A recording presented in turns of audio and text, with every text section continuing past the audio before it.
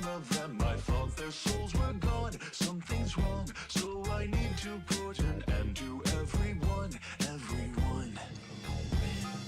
5 lives I took before their time. It's alright, I'll be fine, even though they died. A part of them survived, I'll make them unalive. It's alright, I'll be fine, say things happen. When you hide remains, what remains? Just a remnant of a soul inside a shell. I can tell by destroying them, but this time there's no gore like before. Hi there, Ghost. I'm glad you know the song. Hello there, the real Slim Freddy. Yeah, this mashup slaps. I fucking love it. It's good to see you, man. How you been? Thanks for joining me for movie night last night. That was awesome. Yeah, sorry the second one, the second movie you watched wasn't as good as we were hoping. But, you know, it happens.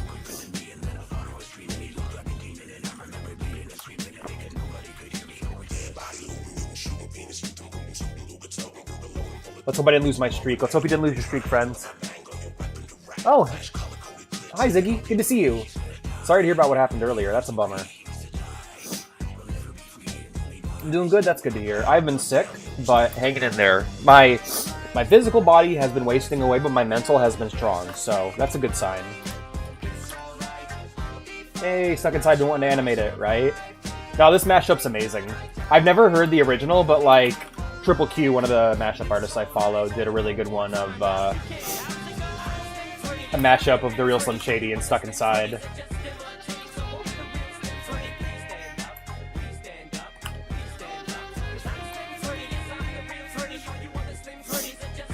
You know, I've never played a FNAF game. The most I've ever done was played a remake of Five Nights at Freddy's 1 in Gary's mod, where all the jump scares were big floating error text. Yeah.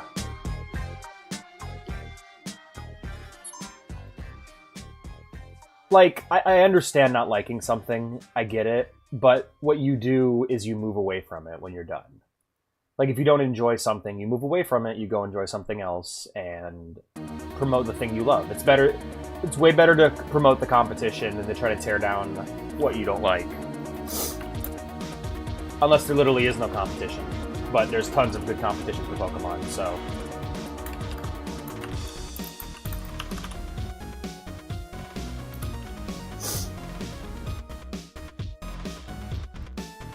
Made a Lego Technic mode. Yo, that's awesome! Can I see it? Can I see it? No.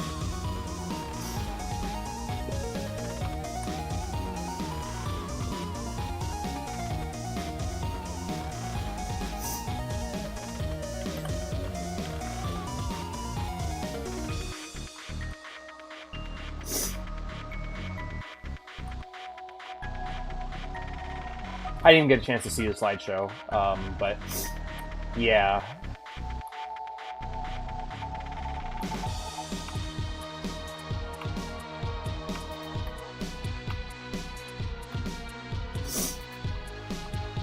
Now, there's a lot of bitter, jaded Pokemon fans, but they could be out here enjoying Digimon or Cassette Beasts or something, or Pal World or something else, without having to tear down something someone loves.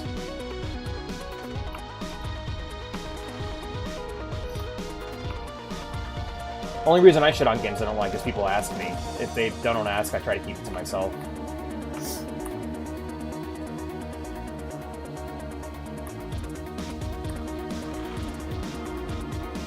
Oh, okay. Yeah, this is... I didn't even know what I was listening to right now.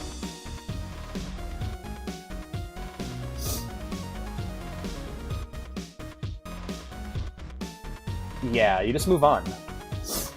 You, unless people, like, genuinely ask you, hey, what do you think of this? You keep it to yourself, for the most part, but...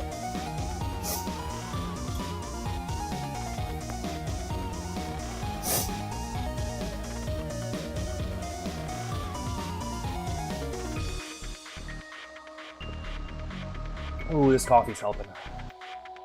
I got a pumpkin spice coffee creamer, so I can now enjoy the seasonal taste. I was so fucking miserable at work today. I had to listen to so much music that I didn't like. Man, there's so many fucking covers of old songs that I love on the radio. Sorry, old songs that I love that I hate. Like, so, like, I heard this one cover of Rocket Man like 4 times, and I'm like, fucking stop it. Fucking stop covering Rocket Man. This is so much worse than the original song. Or, I'm Blue Dabba Dee Dabba Da. It's like, really? You had to get rid of the Dabba Dee Dabba Da and add lyrics? Really, motherfucker? Congrats, Ghost!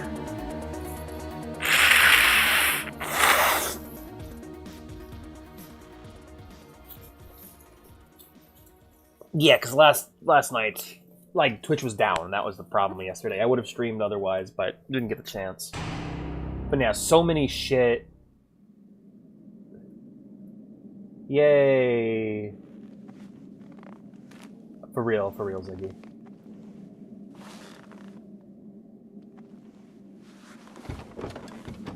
I saw a tweet saying, with pure of heart, that's hilarious.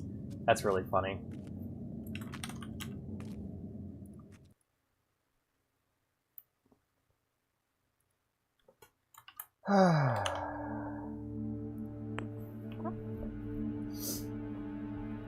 But yeah, just dog shit made it. Had to listen to terrible music all day. Wasn't happy about that. Also had to stand next to 2 of my managers talking about rich girl problems, and I'm just like listening to them yap about like the ridiculously expensive shit they can't afford and all the different jobs they've done that have paid really, really well. And I'm just like, oh my god, shut the fuck up. And then it got to the point where one of the ladies started talking about, like, this is fucked up. By the way, what I'm about to say is super fucked up, but basically listening to people talk about how rich they are and talk about issues that you could never relate to in a million years, followed by them immediately discussing how their girlfriend forgot their anniversary and how, like, unhappy they are with their relationship. I don't know. I feel like that was a moment meant for me. I was meant to hear that. It's like, hey, look, this person isn't as happy as they seem. And I'm like, yeah, I guess you're right. Huh. That sucks. Just a little moment of life throwing me a bone and going, hey, they're miserable too in their own way. You have what they don't, just like how they have what you don't. It's like, yeah, thanks, God that may or may not exist. I appreciate that. I appreciate that you appealed to my Schadenfreude.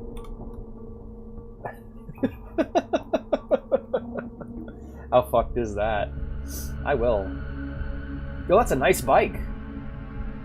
The game only bugs out if you have hatred in your heart. But what if the game is hatred?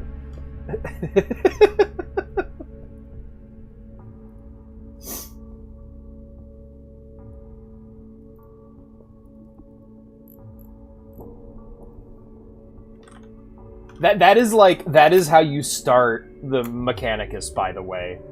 Going like, this game only bugs out, or this program only bugs out if you're not pure of heart. It's like, that's how you start. Do you want to start the Adeptus Mechanicus? Because this is how you start the Adeptus Mechanicus. You want to start the Cult Mechanicus, motherfucker? Okay.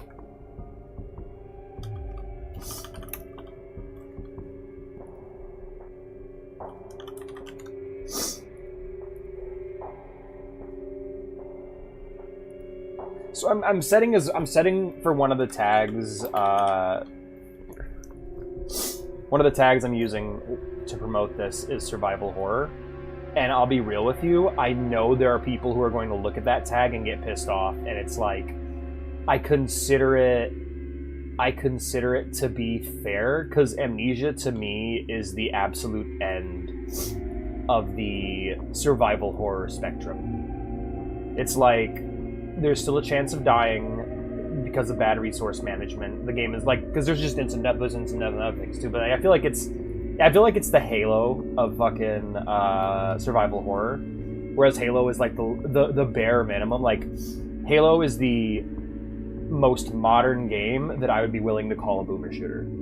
Like, I still feel like it fits into that classic FPS territory, but it's still the least classic FPS of all.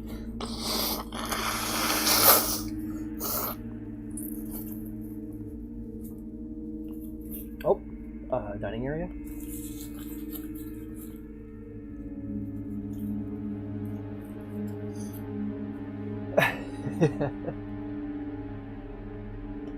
Oh, nice.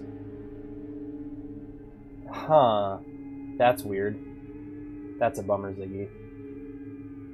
I'm actually curious to play Brilliant Diamond and Shining Pearl, but the way I'm going to be setting it up is I'll be playing one of the games, so I'll be playing, like, Diamond when I play through the game for the first time, and then later on I'll play the remake. I'm playing them all in release order with remakes acting as new games. So if I were to try to rattle them all off right now, the order I have for the mainline series I want to do on stream is Pokemon Blue, Pokemon Yellow, Pokemon Heart Gold, Pokemon Crystal, Pokemon Ruby, Pokemon Fire Red, Pokemon Emerald. Shit, what's after Emerald? Pokemon Diamond, Pokemon Platinum, Pokemon Black 1. Oh, sorry, Pokemon Soul Silver, Pokemon Black, Pokemon White 2, and then after that, Pokemon X, because I've never played X. Pokemon Sun, and then Pokemon Ultra Moon after that one. Sword or Shield, whichever. Shining Pearl. I literally forgot what was next.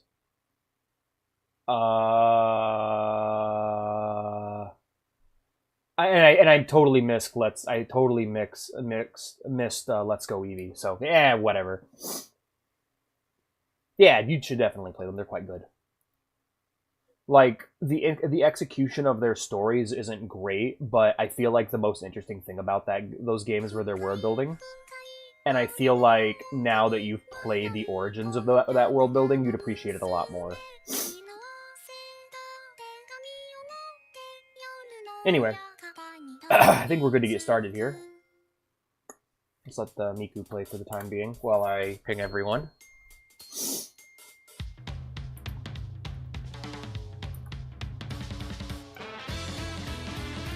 Was it? Okay, mine was Crystal.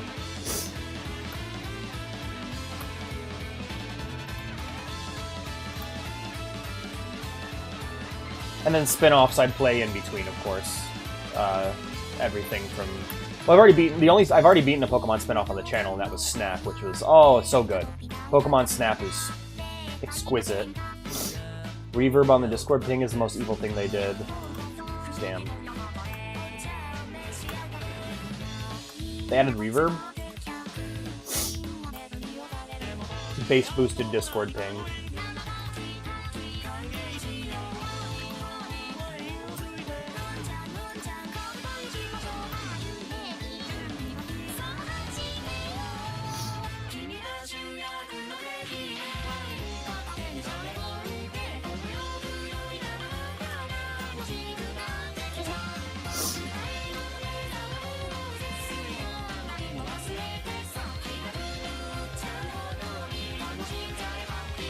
The new ping noise because it's spooky month. I have mine muted.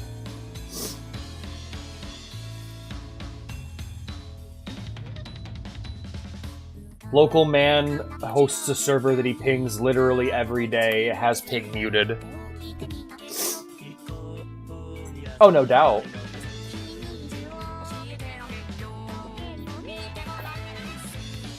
Oh, that's good. That's good coffee. Is it good coffee when you can't taste the coffee and you can only taste the creamer? Does that still count as good coffee? I don't think that counts. Anyway, hello everyone. Today we're going to be playing more Amnesia, The Dark Descent. I hope you guys enjoyed the stream, because I sure enjoyed the game last time. Not much to say other than let's get right into it.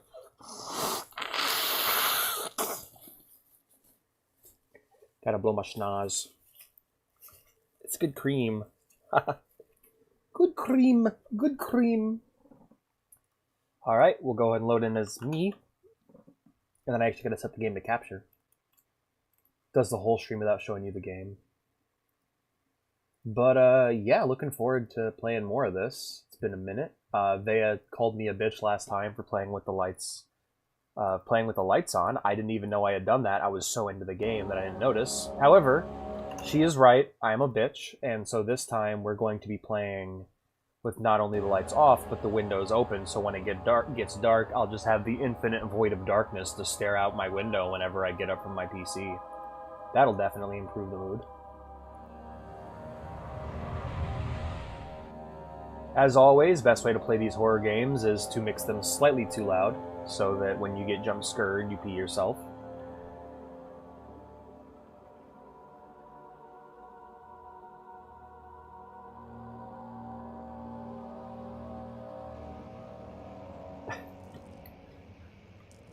Oh god, it's not even a Switch 2 exclusive? I was just realizing that. Yeah, that's crazy. I feel like it's too early to be having new console exclusives. Alright, let's go ahead and pick this up. Oh, right, I learned the buttons. Alright, I already did this. Yeah, Agrippa was the mentor of Alexander. I'm remembering now. Chamber controller. My inner sanctum. Ah, yes, the feather and the gear.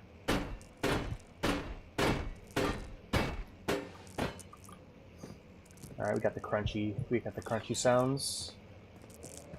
Oh, let's see what's in here. We got a couple tinder boxes, yay!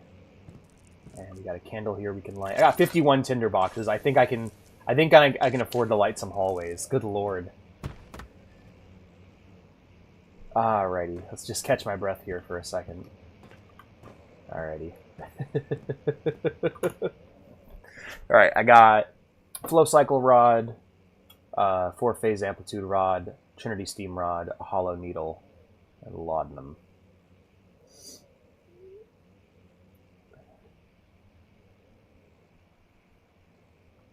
No, I'm not going to pressure you. You draw when you're ready.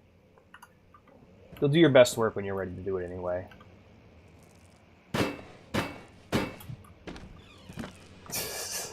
I love just throwing a tantrum and slamming random objects into things. Fuck you, chair. Get out of here. Anyway, let's get out of here. Oh. Well, that's horrifying. Yay. Yep. Yep. And yep. And yep. And let's get back inside.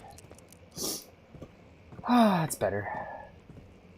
/J part /joke. Yeah, no, I got it. I was just reaffirming.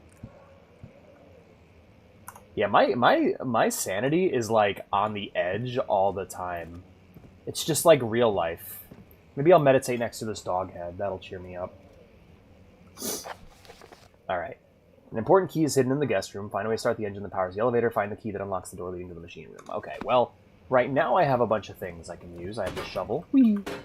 Oh, that's horrifying. Hey, you wanted to see that warped painting? Because there's the one and only one we found. Mole rat face. Toothless mole rat face. This is the dog mutilation room. I wish I was joking. I'm not.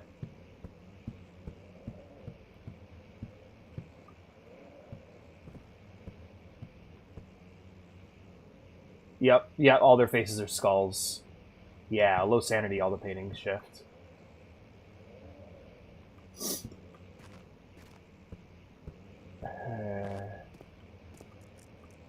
It's the crunchy music.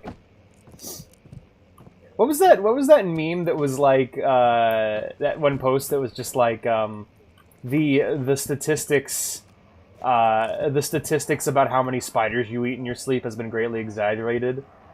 They should not have counted Spiders McGee, who eats 1,000 spiders every night because he is a statistical anomaly. Like, it's one of my favorite posts. I wish I remembered the whole thing for evil. For evil. Advances heavily, trying his best to keep himself from screaming. The medicine cabinet had been overturned, like collapsed on the floor. He reached the broken glass and grabbed all the sedatives he could find. The puppy and kitten kicking room. I want like one JoJo character after the villain like quote unquote becomes good and agrees to team up with the main character to be like, no, I saw you bisect a dog. You're gonna die, motherfucker. You're not. I want to see one JoJo hero do that and just be like, nah. There's no mercy for you. I saw you kill a dog. Eat shit.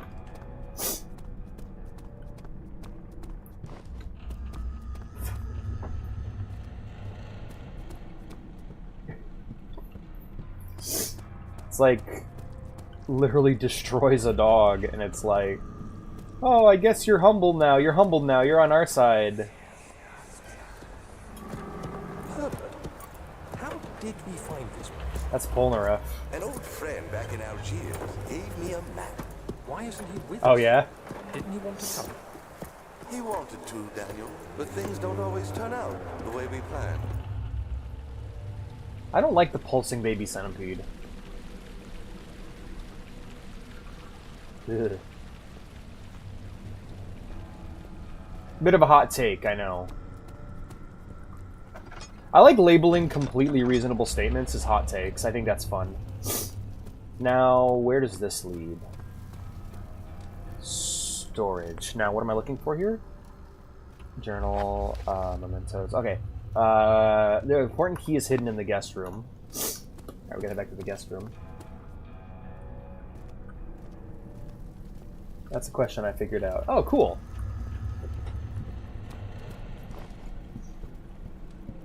I'm shocked. You know, I love how you say, I don't want to spoil anything, and then you, like, drop a super... You like, drop the name of a legendary. I don't care, but I mean... if I was someone who... Oh, yeah, Vanilla Ice gets it so good. Steely Dan. Steely Dan gets fucking annihilated. He doesn't get killed, but he gets punched through a fucking clock tower. Like, I don't know how he could survive that. I also love the receipt gimmick with Jotaro. I think he does that's a really cool part of that episode. Alright, we missed something here in the guest room.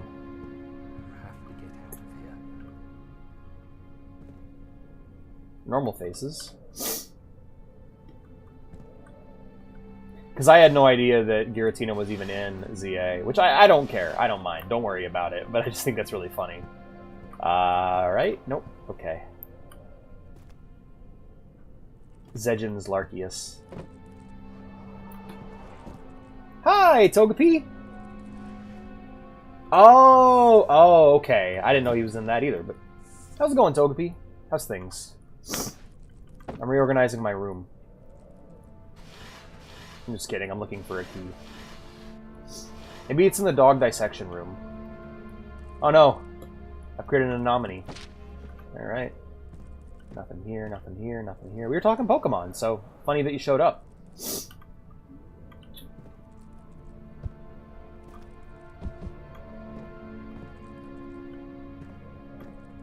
Criminy, more roaches. Yo! Femboy acquired, hell yeah. Do tell. Is that a game? Is that a game thing, or are you just like, I got one? If Giratina's in Z, I haven't found her yet. Giratina's like one of the Pokemon that I look at and I'm just like, what the fuck are you? Which, to be fair, is very fitting. That I look at Giratina and I'm like, what are you? I don't understand what you are. Are you a bug? Are you a dragon? Are you a dragon bugug? Not game, I just got one. Oh, hell yeah. Friend boy acquired.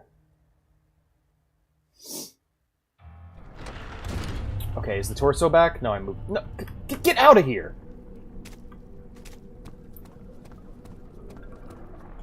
That's the study. So apparently there's a key hidden in the guest room somewhere. Let's take a look here.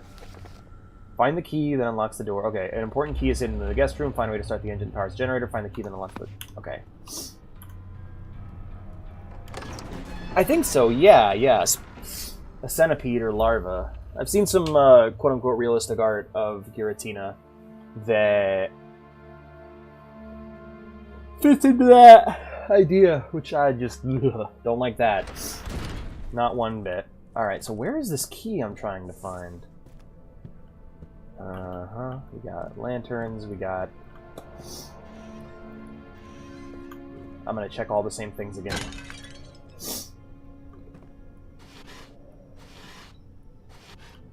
Okay.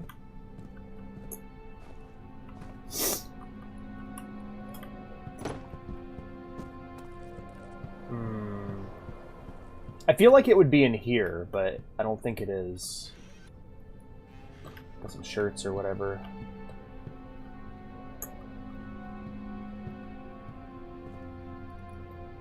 That really looks like it should be a switch of some sort. Oh, shit! Whee! Oh, thank God, there it is. I guess it is a good place to hide it then. You have to find my girl, though. Aw.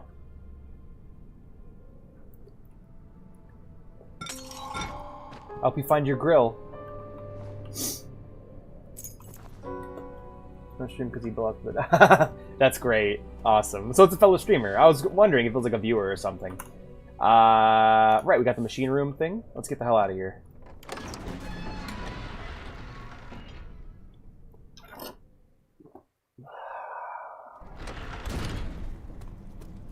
Yeah, what I think I'm going to do is with every Pokemon game, what I want to do is I'll name all my Pokemon, which I just already do, but when I play it on stream, I'll let you guys name them. And then whenever I beat a Pokemon game, I'll play each one normally, but whenever I beat the Elite Four and get to the end game content, I will bring my Pokemon from the previous game forward, even if I have to just hack them in.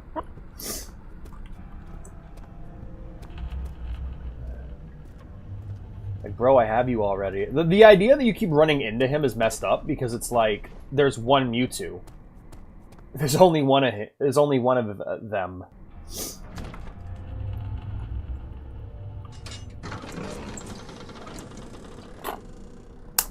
I forgot I can't just save whenever I want. Sir Williamson has been marked. There's no way for him to know the... Okay.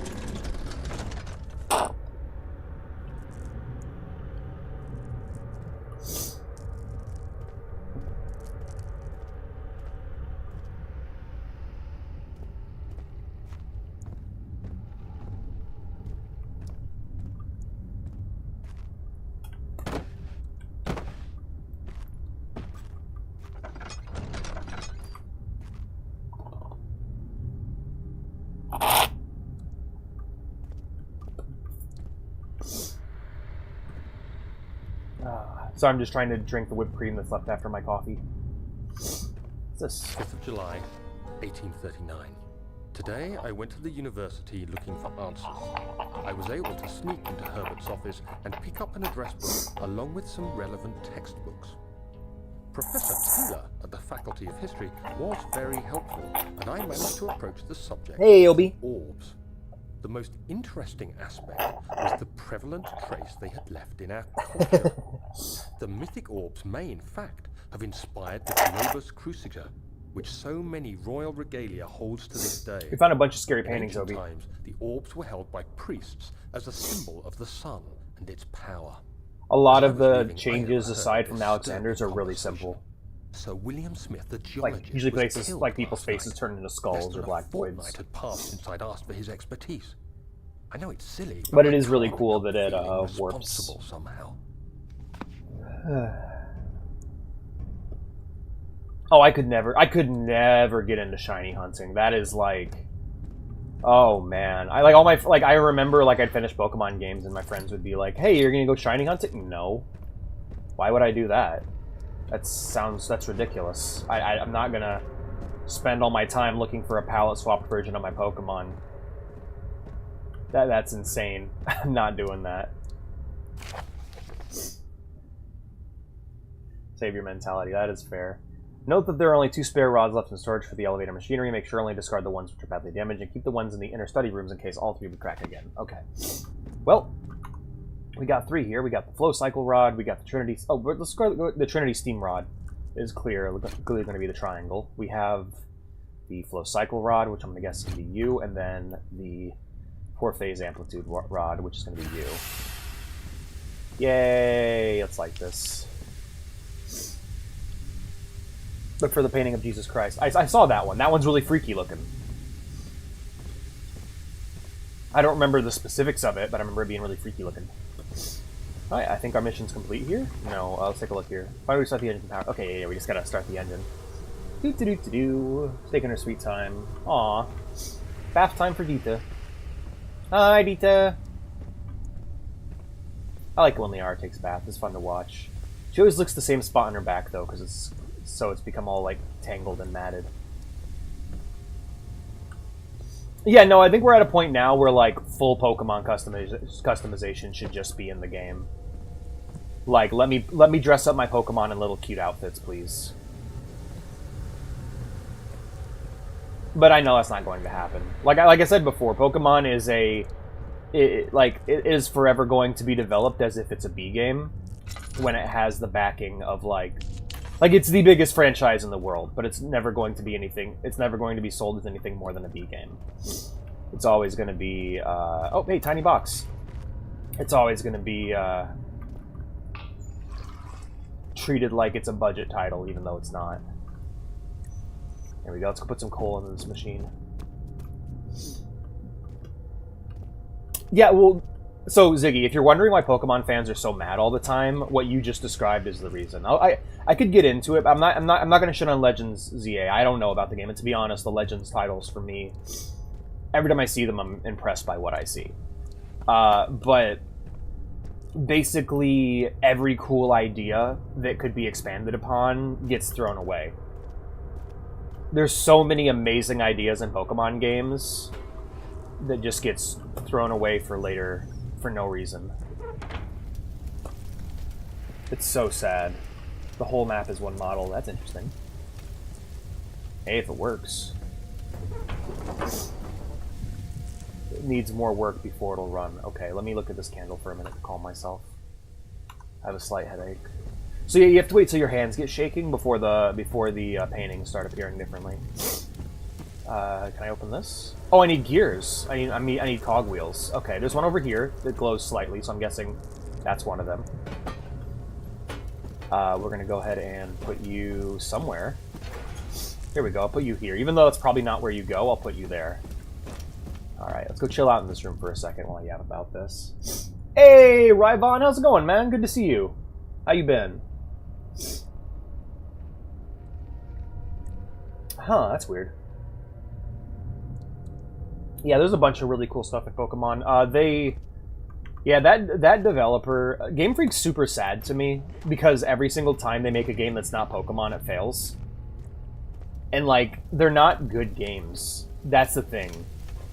I don't think they're a very talented game developer. Like, it's so sad, but I genuinely think that's the case for Game Freak. I don't think they're a very good game developer. I think they make decent Pokemon games, but I think that's all they can really make. That's the what. Like, what do? I make Pokemon games. Oh my god, yeah, welcome to the club. It's so sad, because there's so many times where developers get stuck doing the same shit over and over again, and then they're finally allowed to break free and they make something amazing. And Game Freak is the opposite of that. They have, every time they break free, they make something mediocre to bad.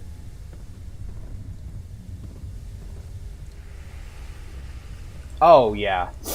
Well, the main thing about the 3D models being terrible, they're not... I don't want to say they're terrible quality. I think the animation on them is imperfect. I think what we had in Stadium and Coliseum was far better, but we had far less models to work with back then. That being said, they claimed the entire point of the game running so bad in X and Y, when they added every Pokemon to the game as a 3D model, like the full national dex, mind you, was so that they could future-proof it. And then they just didn't import it. And I think it's literally they make every game like it's a B game. They like Game Freak is a developer who makes Pokemon games like they're movie tie-in games. And it's not even like I'm not even trying to be mean. I'm literally just talking about the development process. They have this much time to work with. They're not going to get more time. They're not going to get more money. They get this much time and this much money, and that's all they're going to get, no matter how big the franchise gets.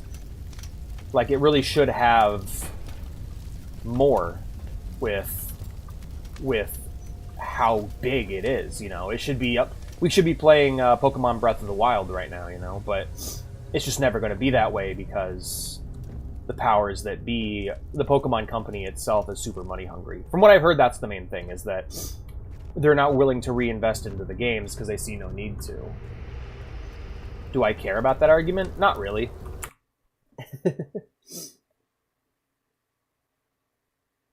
Yeah. No, they're developed like they're movie tie-in games. They are not original type. They are not original video games. They are tie-ins to the multi-billion dollar franchise that is Pokemon.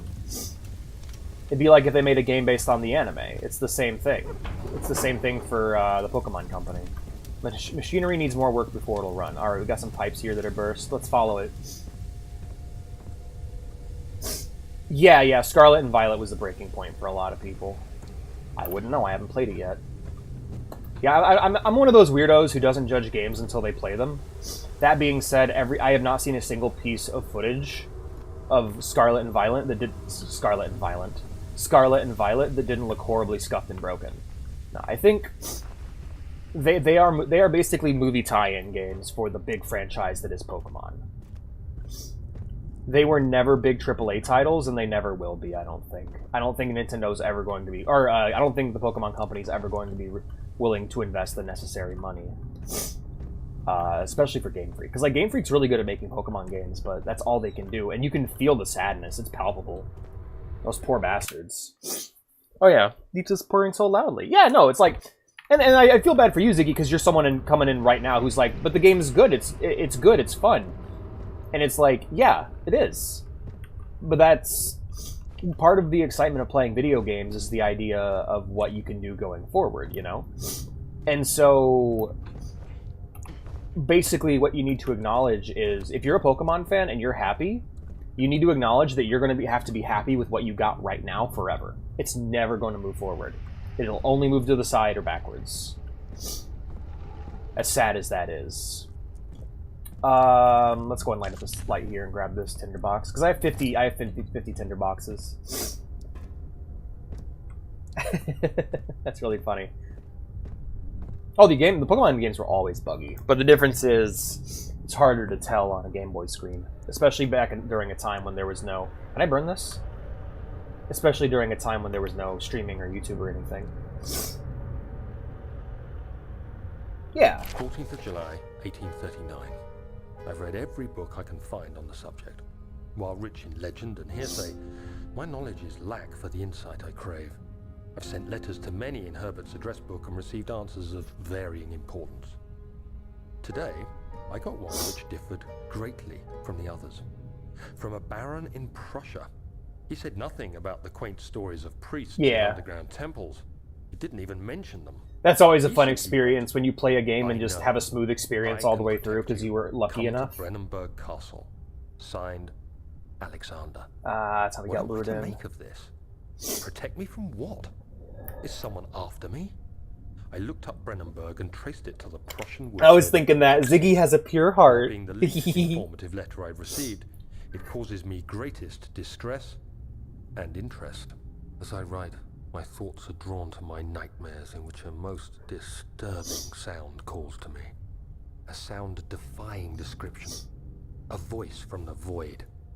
The last few weeks have been awful, with so many sleepless nights dreading the repeat of those horrid dreams. Tomorrow, I shall visit my physician, Dr. Tate, in hope that he can provide me with sedatives to help me sleep. There's a rule that Pokemon has that's also very similar to a rule that Star Wars has, which is, when in doubt, look to the sides. And with Pokemon, it's like, okay, during the era where we had 2D Pokemon games coming out over and over again, non-stop, and people were getting tired of it, we had Mystery Dungeon, and we had Pokemon Conquest, where it's like, oh, literally feudal Japan Pokemon strategy game. Hell yeah. I think I need to equalize the pressures here. It means it's a math puzzle, which means I'm gonna fucking hate it. But, and so, like, I look at ZA and I'm like, okay, cool, this is... Okay, let's put it this way. When I had just gotten out of high school, and was working my first job at Walmart, I had several friends who were nuts about Pokemon. They loved it. It was their entire lives. It was their whole personality. And I found their joy to be so fun and infectious because I hadn't been around people who liked Pokemon since middle school. So I tried to get into it, you know? I put a lot of hours into Sun, a lot of hours into Moon, X and Y, Go, And ultimately, I found that I was disappointed. To me, they weren't these amazing god tier games that everyone said they were. They were these simple, fun JRPGs. And I look at Legends. I look at the Legends series, and I'm like, at least they're trying something new, you know. 1-1, 2. So that's 3 now. 3, 1, 3. That's 3 total. Okay, and then V. Yay! I did it! That was easy. Okay. People experience the opposite, right? Would you go in a German castle? Absolutely. Yeah. When I look at ZA and Legends Arceus, I'm like, oh, they're using their budgetary constraints to do something new. I don't think they are ever, like, as long as the Pokemon company treats those games like movie tie-ins for the merchandising and franchising rights of Pokemon, those games will be never bigger. Like, those games are on the same level as, like, the Atelier series, or like they're never going to have the budget of an old Final Fantasy. They're never going to be at the level of an Elder Scrolls game. They're always going to be closer to movie tie-in games. They have more in common with the Naruto DS JRPGs than they do a Final Fantasy title.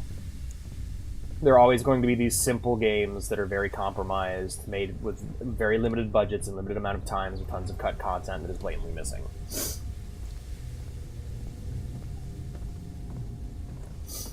But I do think the Legends series are a nice way to sidestep that issue. And I do wish we had more Pokemon spin-offs, because I find them interesting, but I like that we got Snap. I like that we got the Legends series.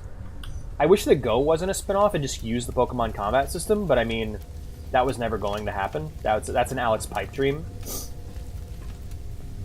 If I was Mr. Niantic, that's what I would force to happen, but I'm not. Now, for me, I just moved on to other stuff, and I'm like, I just went like, okay, Pokemon games will come. I mean, it also ties into my general attitude to gaming as a whole right now. I don't buy new games. I'm not watching any franchises with bated breath. Games come out, and I play them, or I don't. Most of them, I don't. I just wishlist them and move on with my day.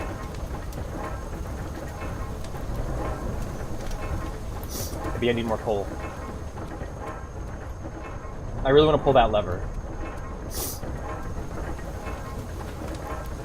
Oh, but I wanted to add more coal. Am I done? Oh, we're done. Yay.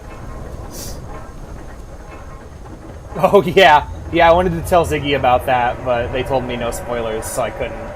Yeah, fucking mascot costume Starmie cracks me up. But no, like, I can't get super... Like, I'm not gonna be, like...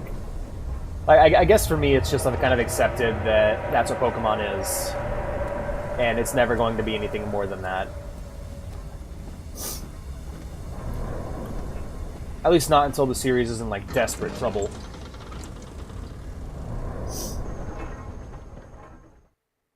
Yeah. Ultimately, all Pokemon is another JRPG. Like, if you want something, if you're not happy with it, there's other creature collection games you can play. You can play Cassette Beasts, you can play Digimon, you can play Shin Megami Tensei or Persona. There's other monster collecting RPGs you can go play that may satisfy you more and will have more of what you want. And that's what I did. I'm just like, alright, well, Pokemon ain't it.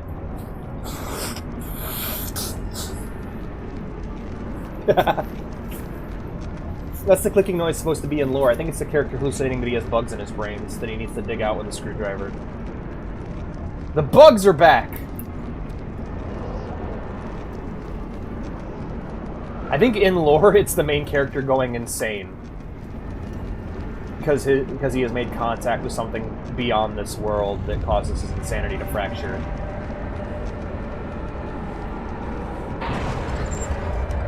I kind of want to save this topic for Warhammer Month, but I guess I'll bring it up here. So one of the things I loved about K-pop Demon Hunters is how right they got demons. so many pieces of fiction, when they make demons, they are basically just an excuse to have big, cool monster people. Be it hot guys or cool monsters for you to fight. And demons can mean different things for different games, of course. Like in Devil May Cry, demons are personifications of violence. They can be good or they can be bad, but it's about how you choose to use that violence. That's like the main thrust of the series. Yeah, no, it's just, you play them, it's over, you beat them, and then you move on with your life. It's not a franchise you can live in. It's not a live-in franchise, and trying to turn it into that is not, you're not going to have a good time. Forgive me, I should have warned you. One of my responsibilities as a Baron is that of a prison warden. This is where criminals are locked up. Like a dungeon? Very much so. Come, don't linger. See, here's the thing. I don't think gamers are capable of doing a boycott. I think the only way gamers can boycott something is if they genuinely don't enjoy the game. Any franchise that gets boycotted, they're not getting... People will say it's a boycott, but the second that something they like comes out, they will give up on it. We are, like, the consumerism of gamers is just too powerful. Even me. I say I'll boycott something. I still play the games. I don't buy them, but I still play them. Like, I could say even I lack the ability to resist playing games I want to play, you know? You know, I feel like there's a bit of a gaming addict in all of us. See? Redecorating, it's nice. So I'll be like, I'm not buying a Switch 2, but you bet your ass I'm gonna emulate that shit when I can. Alright, drag the big rock. But yeah, I don't believe that gamers possess the capability to boycott anything. I think they're too programmed to be consumers. I mean, boycott franchises by not giving them money. For real. Yeah, no, so you're gonna do exactly what I do. That's fair. But yeah, what I was gonna say is, but I don't think... Like, yeah, they have... To be fair, I think anything is worth a boycott. If you don't enjoy something, you don't gotta play it, you don't gotta buy it. But there's a difference between personally boycotting something and, like, verbally abusing other people for not joining you. Sometimes I've been guilty of that myself, the whole Destiny thing with Witty. But that went from, like, I mean, to be fair, I have genuine hatred for that game. And that goes far beyond the Pokemon issue. I don't think Pokemon genuinely stole from people. Unless you forgot to take your Pokemon out of the bank when they canceled that shit. Even so, that was fucked up. Anyway. So what if I buy World of Warcraft and then boycott it? You mean like what I did? Yeah. I own World of Warcraft, technically. The Blizzard doesn't recognize that ownership. Is that a boycott? I guess I would consider it that, considering I'm not subscribed. I'm not paying for the service of playing on their servers. I'm just playing and enjoying the game. Yeah, but let's not get too much into that. The thing I wanted to say about demons, though, that I really like, and the thing I really enjoy... Oh, shit. The thing I really enjoyed about K-pop Demon Hunters is how the demons weren't just hot goth guys. They were like, they actually behaved like demons should. They were all about temptation and seduction. I really enjoyed that. That's one of the things I actually like most about K-pop Demon Hunters, is the demons weren't just lip service. They weren't just... like Supernatural, it's like, this guy is Lucifer, and it's just a hot guy, and you're like, uh-huh. Yeah, it's Lucifer? Alright. Doesn't even look like a lady. I started a business, yay. Then call for a boycott. Then I guess that'd make you a bit of a hypocrite now, wouldn't it? Or you'd have to be going like, look, I bought it, but you don't have to. I bought it to let you guys know. But, like, that also doesn't work. Like, game reviewers will do that. They'll buy games, and then, like this happened with Jim Sterling all the time. And it's, like, something... Sorry, Jenny Sterling, I think is their name? I didn't mean the dead name, them. Anyways, Sterling, that was an issue they ran into, is that they would buy games, play games, and then tell people not to buy the games, and then people would buy them because the game was now popular and they wanted to play it for their own YouTube channel. Like, it doesn't matter.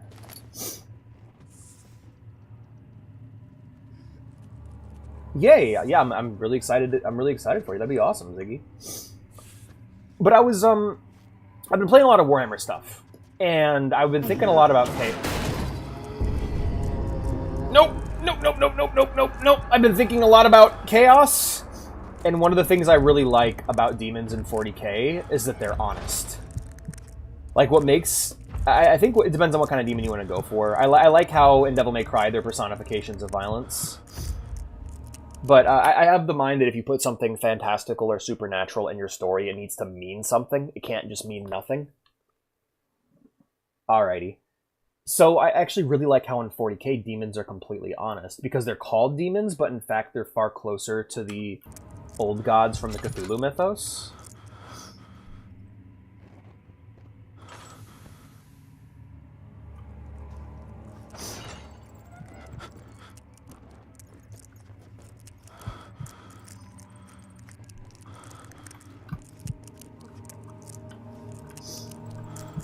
And so knowledge of them is, like, actually damaging to your psyche. Even my mom had to take a moment. Well, no, that's great. I can't get in there. Okay, let's head into this well-lit room here. Catch my breath for a second. Nothing I can light in here, so... Oh, it's hilarious. Yeah, that Pokemon's design's really funny. No, I think if Pokemon didn't exist... Like, if you look at what other games Game Freak make, it makes a lot more sense why the Pokemon games are the way they are, and it's just, this is the kind of games they make. Like, Little Town Hero, Tembo the Badass Elephant, Harmonite, they're all very simple, limited titles that are usually about a singular experience. I am, like, losing my shit right now. I need to really... sit somewhere. I need to sit somewhere with light and calm down, but I'm scared and I don't know where to go, so I'm just gonna hug a wall until I can find a... No, no, no, no, no, no, no, no, no, no. Moving, moving, going, leaving. Ah, he got me. Come on, crawl, crawl, crawl. The light on. Here he comes. Come on. Get into the room. Get into the room, Daniel. Get into the room. Damn, Daniel.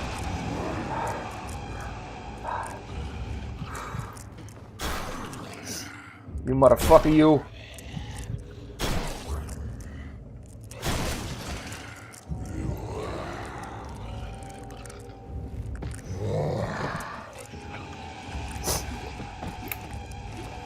I'm booking it. Ow!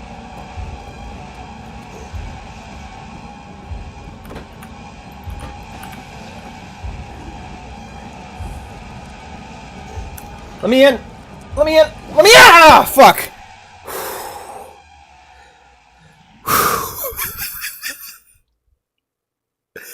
Oh, Jesus Christ!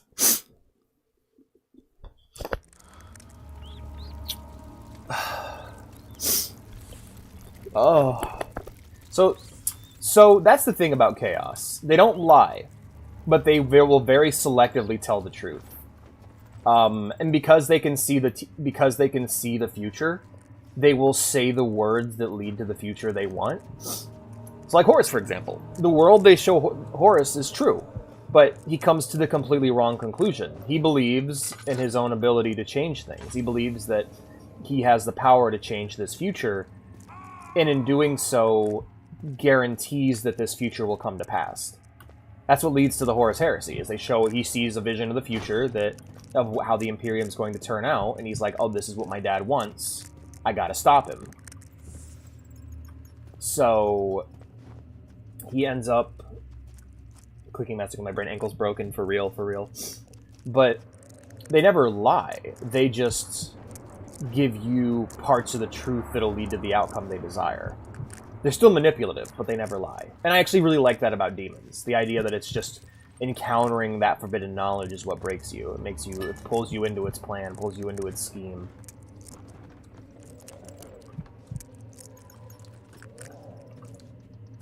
Yeah, passing out when I did is what killed me. So we're gonna go ahead and open this door here, pull myself into this room where it's safe, catch my breath and breathe for a minute. Where is she? Where did she go? No, I won't tell. I'll never tell you. You're just making things worse.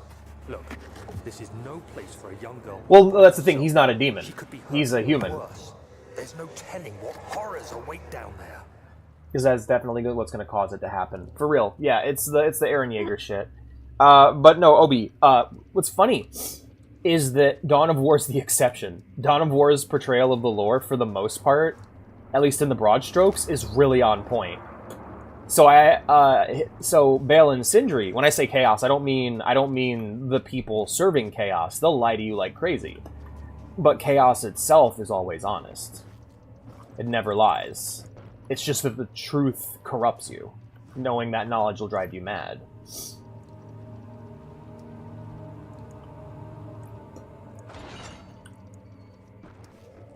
Oftentimes, people who are misled by chaos think they're smarter than it, even though they're told exactly what will happen. Like again, I always bring up Horus.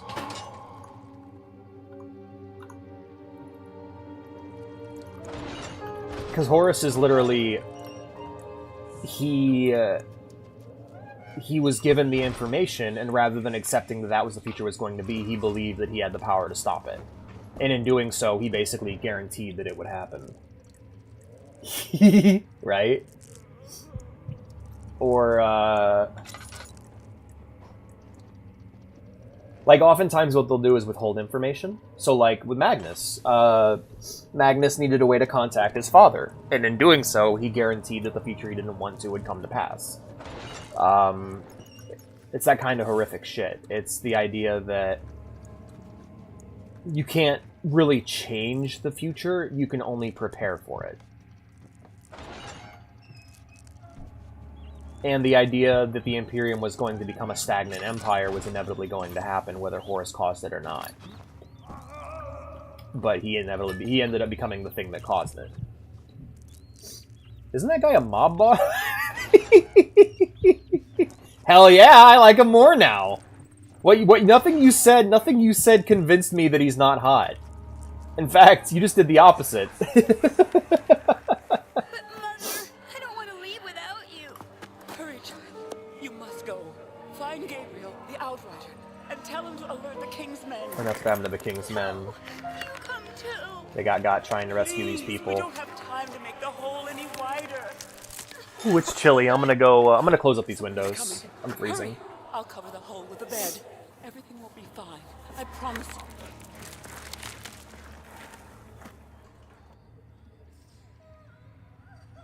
I mean, I don't care.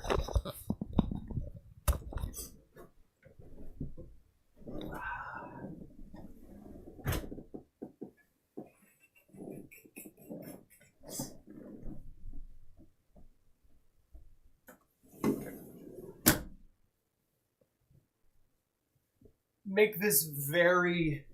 I'm gonna say something kind of mean. I'm gonna say something kind of mean about Pokemon. I have never encountered a Pokemon story that is worth a spoiler warning. Never have I encountered a Pokemon story that is worth a spoiler warning. Everyone I have ever encountered has been fun at best and actively shit at worst. Too narrow to slip through. Well, that's okay. I have a hammer in this thingy. Hey, there we go. I accidentally a key. That's fair, that's fair. Because you never know who's going to care. That's true, that's true. Like, I've been told, the ending of Donkey Kong Bonanza is fantastic. But I've also been told that it's mediocre by people I trust the opinion of more. However, I still don't want to spoil myself, because I don't know. Even though I have no reason to believe that the Banana game is going to have an amazing story, I still want to avoid getting spoiled. Yeah. I heard that hammer hitting sound in WoW. Yeah, I think that's the mining, the ting-ting mining sound. But, yeah,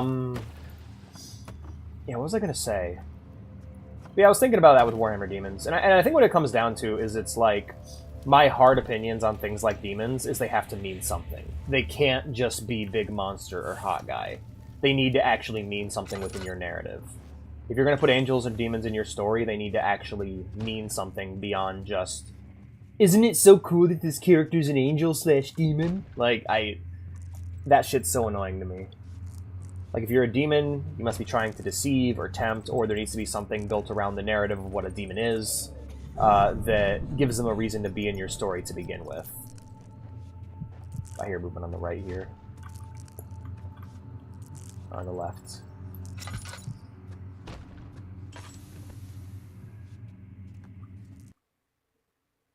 Oh, that's cool. I didn't know that. That's really... no, actually, I did know that. Yeah, that's really cool. I forgot about that, but you reminded me.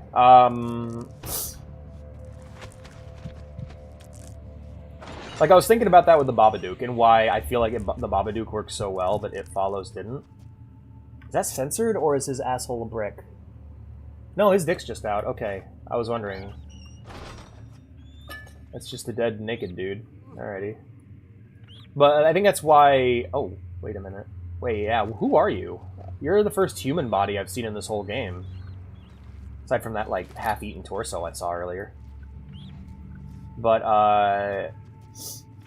like, your supernatural thing needs to mean something.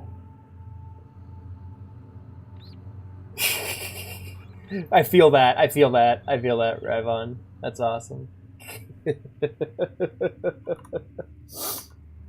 Like, I think my favorite Pokemon story, as much as people love Black and White, I think my favorite one is probably Sun and Moon. I really loved the whole narrative about, like, about them basically joining the wider world of Pokemon and you being there on that momentous occasion. I like how the treatment of Guzma and of these delinquent children, because of the high expectations placed upon them by the village elders, created Team Skull. And that, like, Team Skull's kind of like a found family for all these people, and they're not actually, like, the evil team, and instead it's Aether Core for that game. Really cool. What happened to the humans? I don't think that's a human. I think this was literally just, we're putting people in here to turn them into these things. He was trying to figure it out with the dog. I don't know what the end goal is, aside from, like, knowledge. But yeah, it's mad scientist Lovecraftian shit. This is where the people were held before they were dissected. 2nd of August, 1839. I have arrived at the village of Altstadt. It's a haven in the midst of a vast forest. Yeah. What is your Sun and Moon horror story? Castle Brennenburg. It's late in the evening, and the outrider, who has been with the coach since Bremen... Oh, that's kind of cool, Ziggy. I like that. Because doubles have, like, really strong rules and stuff. I've arranged for a bed at Der Müller, the village's only inn, and am now waiting for the sun to rise. I try to sleep, but as I close my eyes, I see the men who fell victim in London. What happened to the men in London? Fear and shame forces me to witness the same scenes over and over. Shit. They are dead because of me. Ooh, I'm gonna try to live that delivery again, Daniel. Is this bread or is this a brick? It's a brick. But, what was I gonna say? Shit. Yeah, I read what you said about the... Oh, okay, hold on, let me... Because if it's the thing about the ghosts in the Kodo graveyard, I already... Yeah, if you die in dust, let's see a Kodo spirit walking... Yeah. I said, yeah, I saw that before. I just didn't remember it until you reminded me. But yeah. But, yeah, I was... Oh, okay, what are we dealing with here?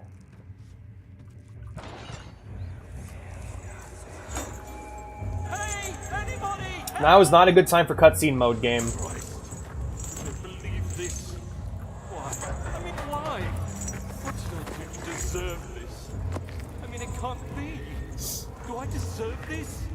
It wasn't my fault. Why did he have to go in there? Don't go into burning houses.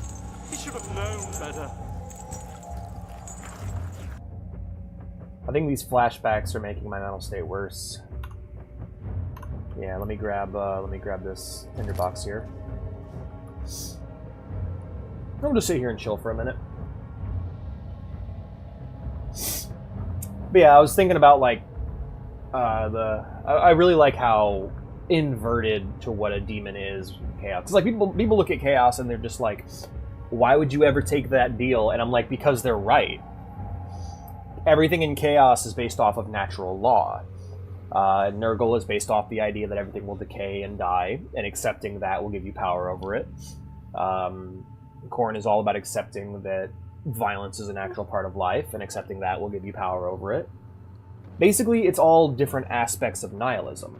For someone to worship chaos undivided, they become the most nihilistic destructive person they possibly can, that embodies the very natural inevitability of the universe itself in 40k, or in Warhammer in general. But is there anything to be gained from that process?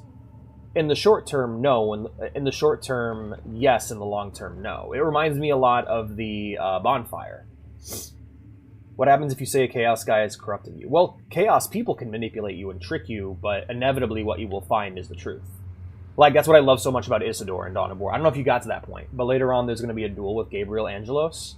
And Isidore, if you listen to what he's actually saying, he is saying some legit shit. He is saying some real-ass shit. Some real-ass criticisms of Gabriel and the Imperium. Is the devil maiden can't take back whose image it takes together and it takes cotton. That's great. That's perfect. That reminds me of Genu walking up to the devil. You let the fire go out. Just like him, just like, you use that voice I gave you to mock me. Wait, how is that? How? What? You let the fire go out. But yeah, like, now humans corrupted by chaos can lie and do lie, but the voice of the gods themselves are always honest.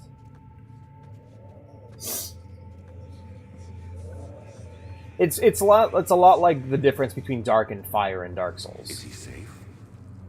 Well, it's for his own good. The dark in Dark Souls represents nihilism. It represents accepting that the inevitable state of the world is destruction and death, and it's true. It's the truth. Accepting the truth that in the end all things will fade and that we will all die, and that there is likely nothing after that. Hey, you! Stop! Don't come any closer. I just want to leave. You can't go outside. It's too dangerous. I'm telling Gabriel. I doubt that very much. Oh shit. Soon it will be ready. Let there be enough time. He is.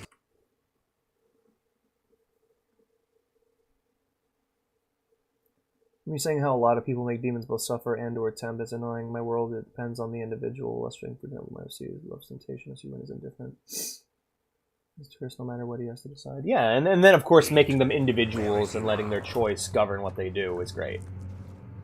Because yeah, there's Genu, who's got a mission, and then there's the dudes just hanging out. There's the cat, there's the bird.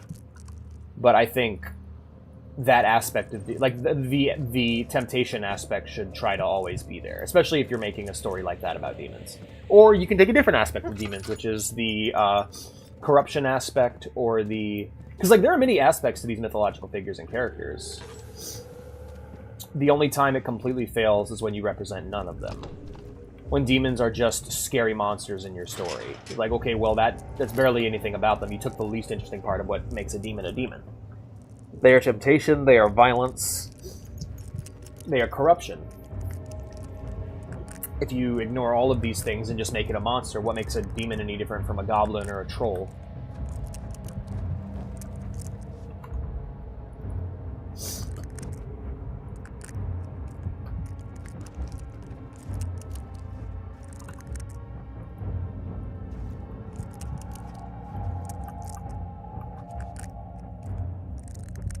He looks like he's heading back the other way. Good. Okay, he's gonna keep an eye on him. What is outside? Cliffs and forests. Okay, let me read what you wrote. Real quick, Ryvon. Spent an entire day working on a strategy to beat Ultra Necrozma, trying it over and over again before I finally got a strategy to work because of a lucky crit. I was so excited I did it that I dropped 3DS directly on the cartridge, ejecting it before saving. That's a bummer. That's a bummer. Yeah, those some of those Elite Four victories for me were like skin of my teeth, you know? Crack of my ass.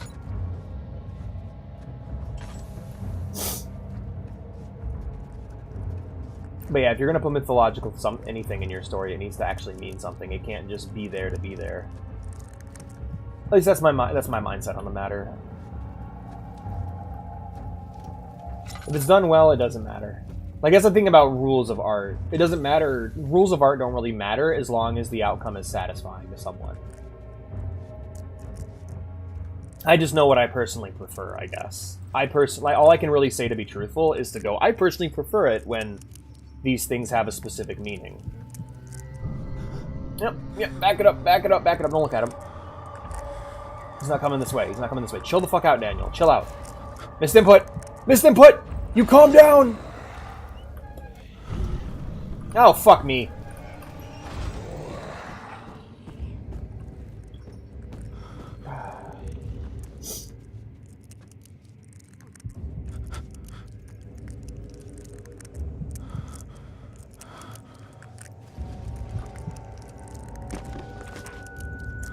God damn it, Daniel.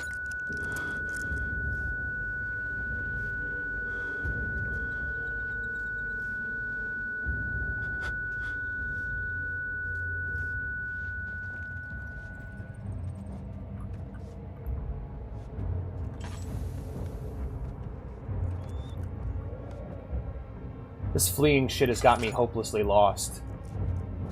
Yeah, it does sound like someone's cracking on crab legs. Like, to be fair, I guess when I say, like, it has to be this way, it's like, the truth is I prefer it. And if it's done well, it doesn't matter. Sometimes dragon being a big cool monster and not being intelligent works really well, but I just know what I personally prefer. I like it when my dragons are smart. When they represent ancient wisdom and greed. When they represent something and they're not just what they are. But it can be done very well, too.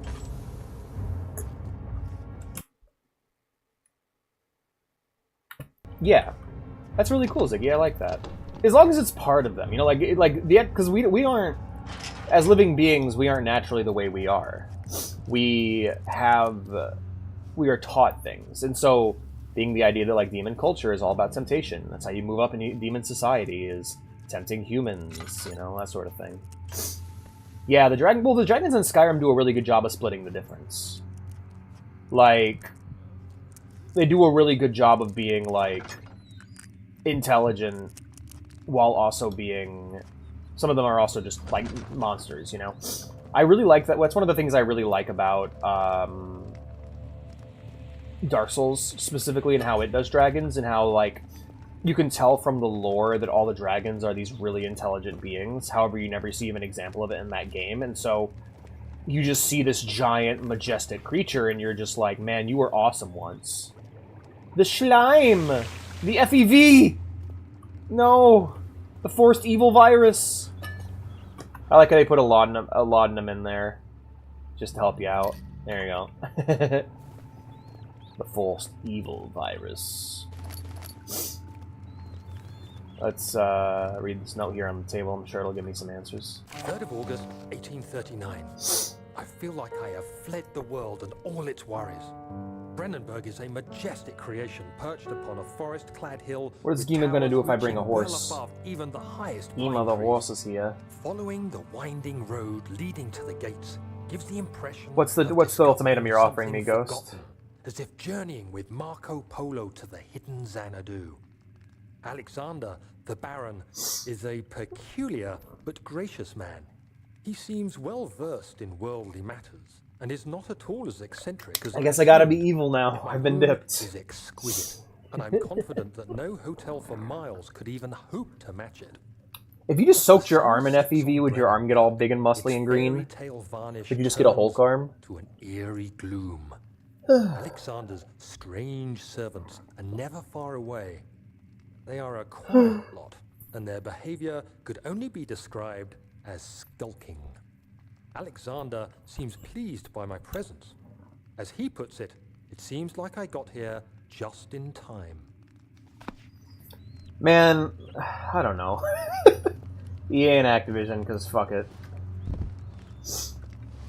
But you know that's basically... Okay, that's bread. I think it's the same model they use for bricks. The bread or brick theory is continuing to be confusing. I'm gonna go drop this in the slime and see what happens.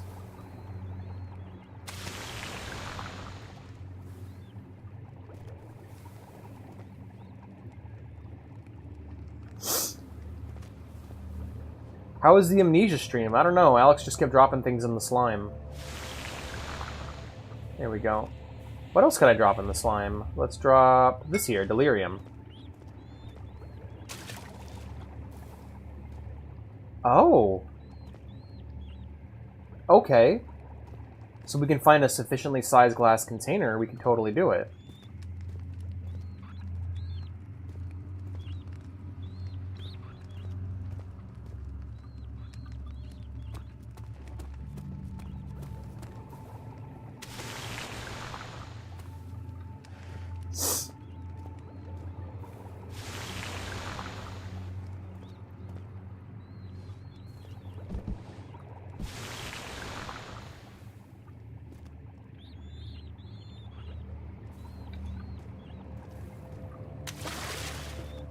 I just like dropping things in the slime.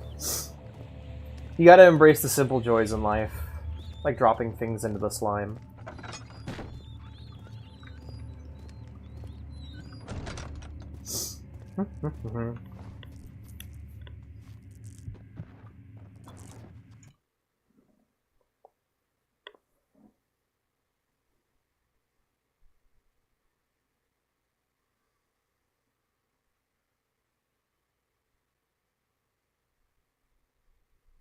It has mold during or after. I can tell it's over midnight.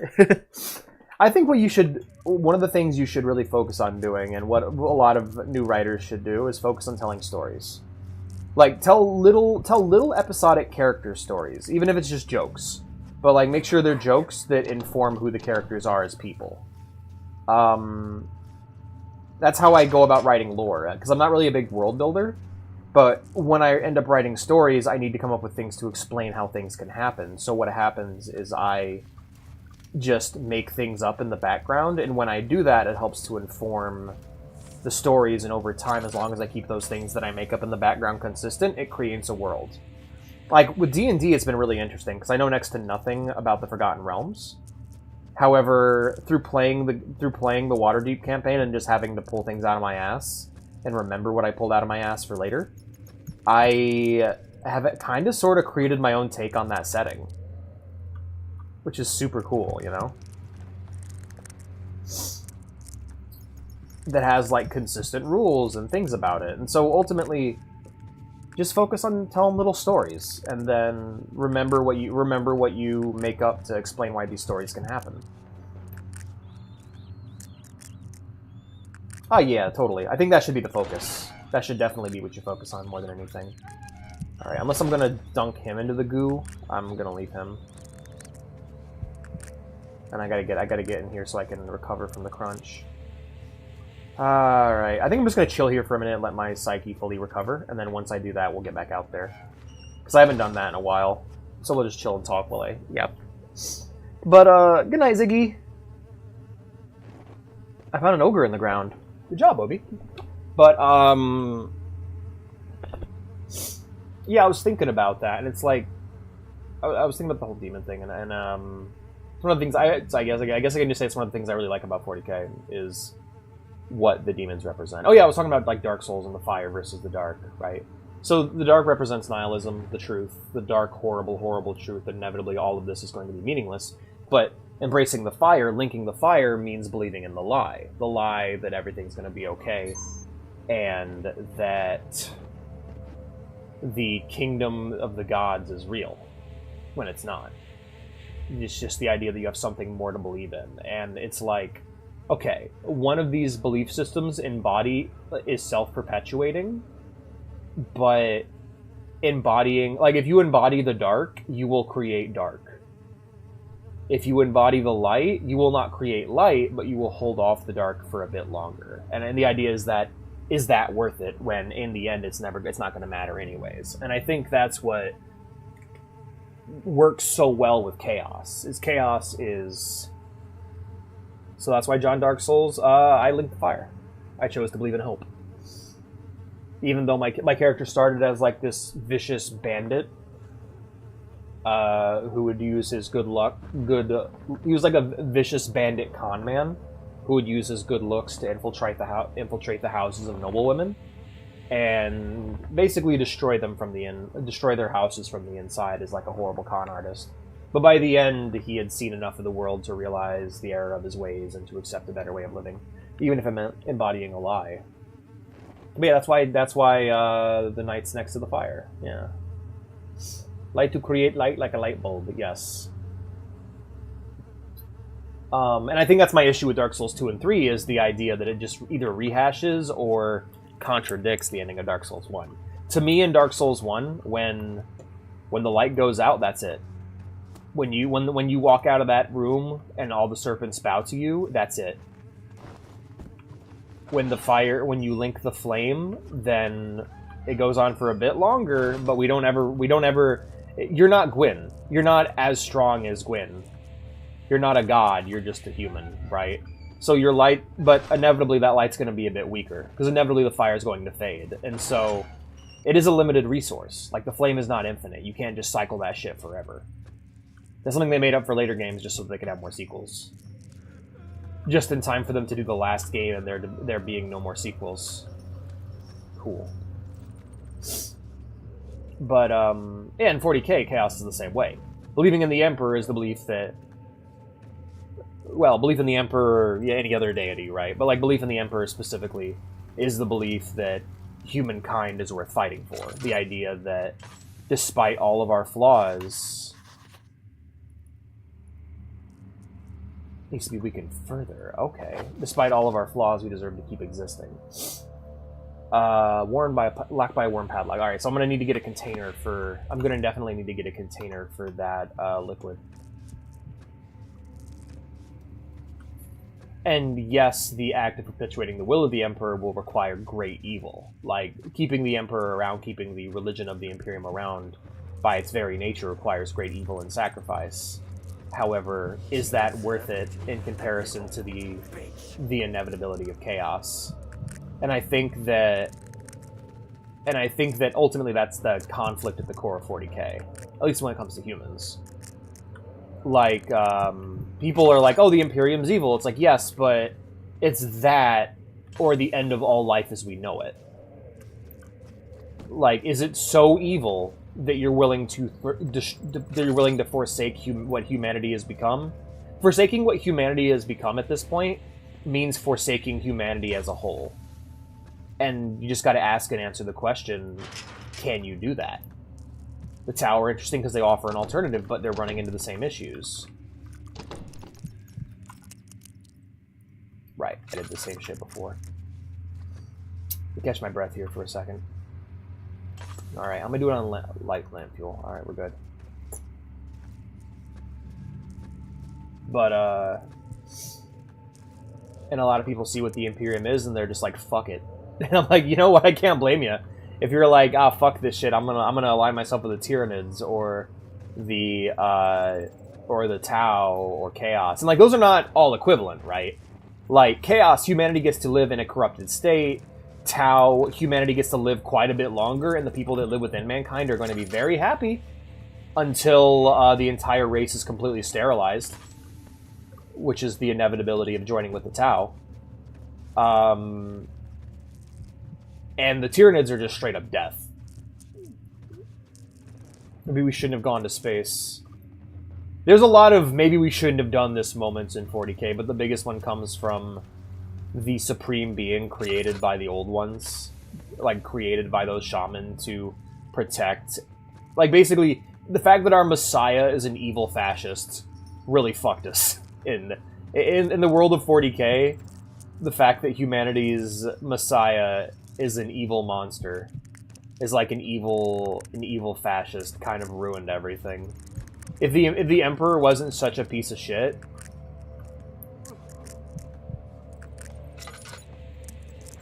things would have gone a lot better. You are so evil that I'm literally siding with... Yeah, well, the thing is, Chaos isn't Satan. They use a lot of satanic imagery and stuff, but ultimately it's just... I will accept nothingness. I will accept the natural corruption and destruction of humanity, rather than this falsehood that we all choose to believe in. Like, there's a really great video by Luton titled The Imperial Lie that's about this concept. And honestly, I think the storyline of Dawn of War 1 does a really good job to encapsulate everything. but I don't want to spoil it because Obi's here and he hasn't finished it yet, and I think that's like that's why I do it, because it's like one of the few 40k games to tell a really good story. One of the few Warhammer games that tells a really good story. It's a very character-driven. It's very focused. I actually like it quite a bit. All right, that's the naked corpse room. There must be something I forgot in one of these rooms that I need to move forward. Let's take a look here. If not, we can just chill here with the naked guy.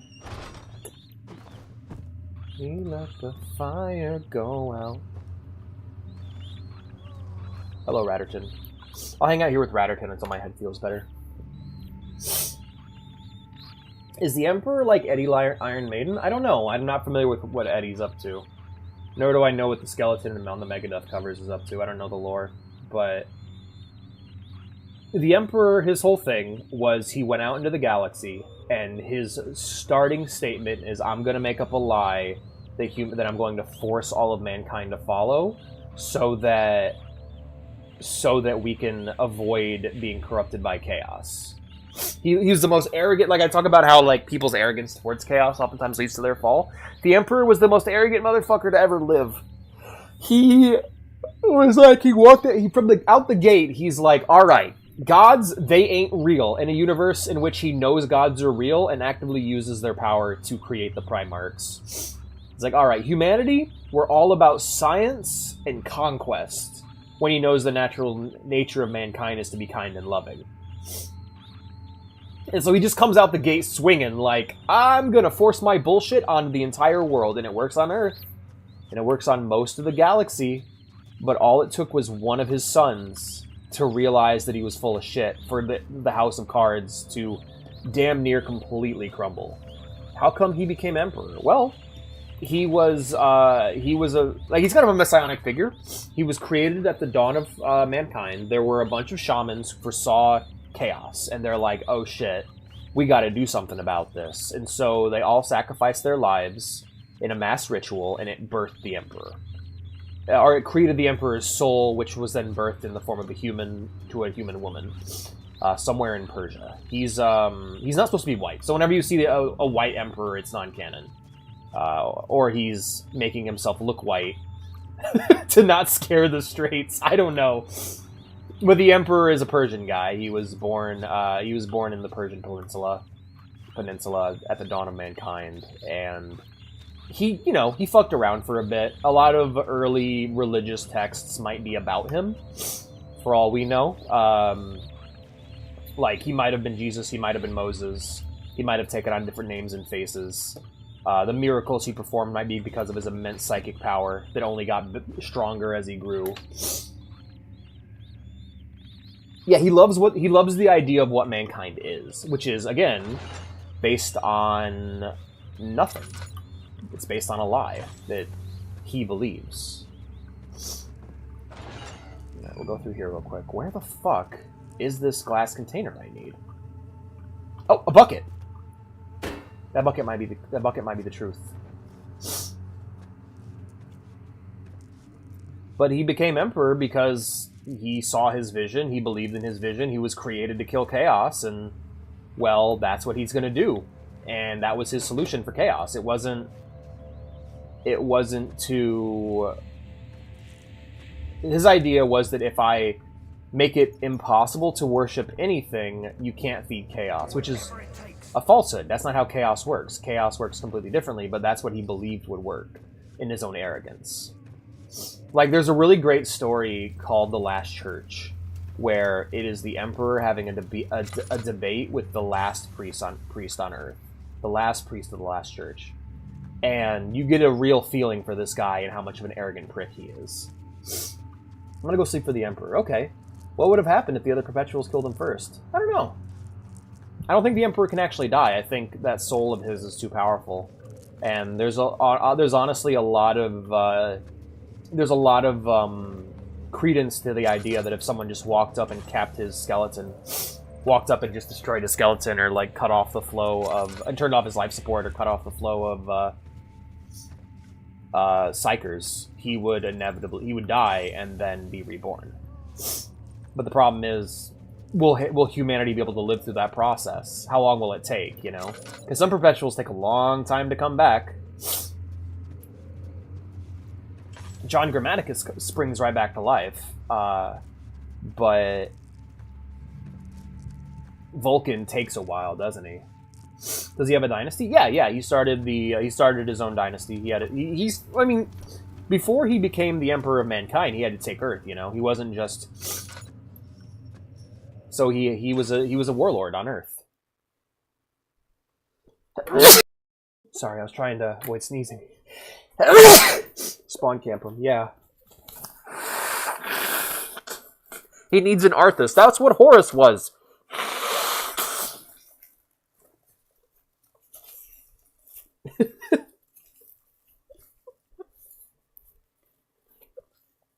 Well, to be fair, Arthas is a combination of a bunch of Primarchs. There's a lot of Fulgrim and a lot of Horus.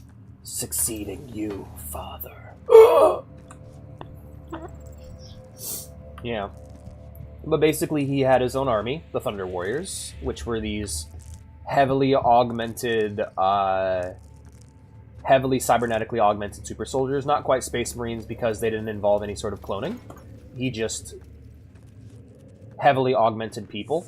But the problem with the Thunder Warriors is they would reject the augmentations. Did you watch my lore stream, Obi, last year? Because I'm like, I explained all this during that. I'm going to do another one. I already named his child Horus. I don't know. That's not how you spell it, though. I'll be right back. It's like the Egyptian god. Horus. And that's the other funny thing about the Emperor, is despite someone who is very anti-religion, he uses a lot of religious imagery, constantly, all the time.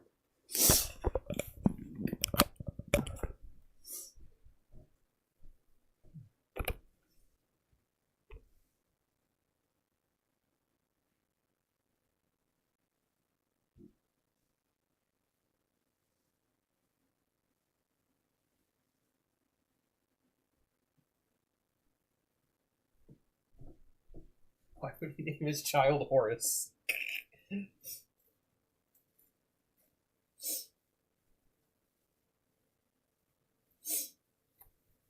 Oh, shit. I just realized that.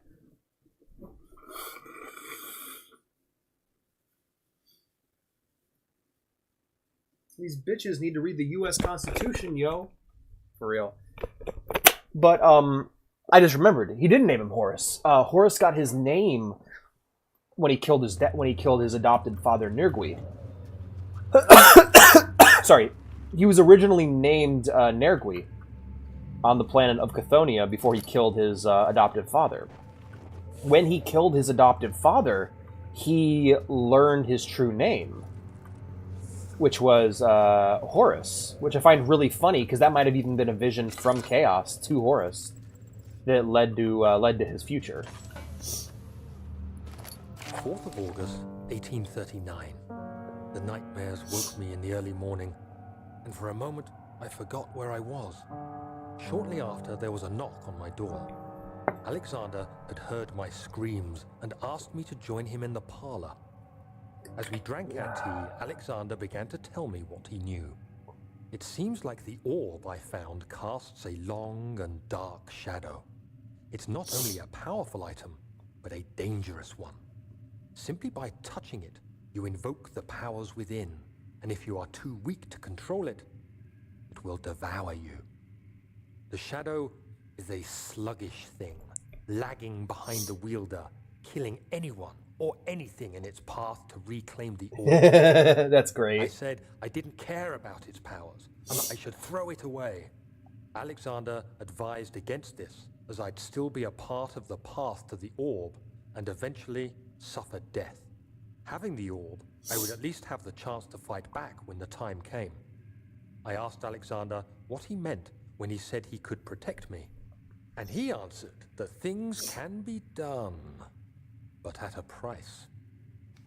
So that's what the flesh is. The flesh growing out of the walls and shit is literally the darkness. It's the entity behind the orb trying to take it back, growing and moving towards me. It's a lot closer to Sauron than it is. I was just thinking it's a lot closer to Sauron than it is Lovecraft now that I think about it.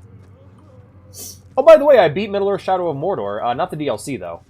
boy, that game's ending drops a shitload of crazy shit on you at the last second. It's just like the final line of that game is one of the most funny, like, lore-shattering things I've ever heard. I don't want to spoil it for those who haven't seen it.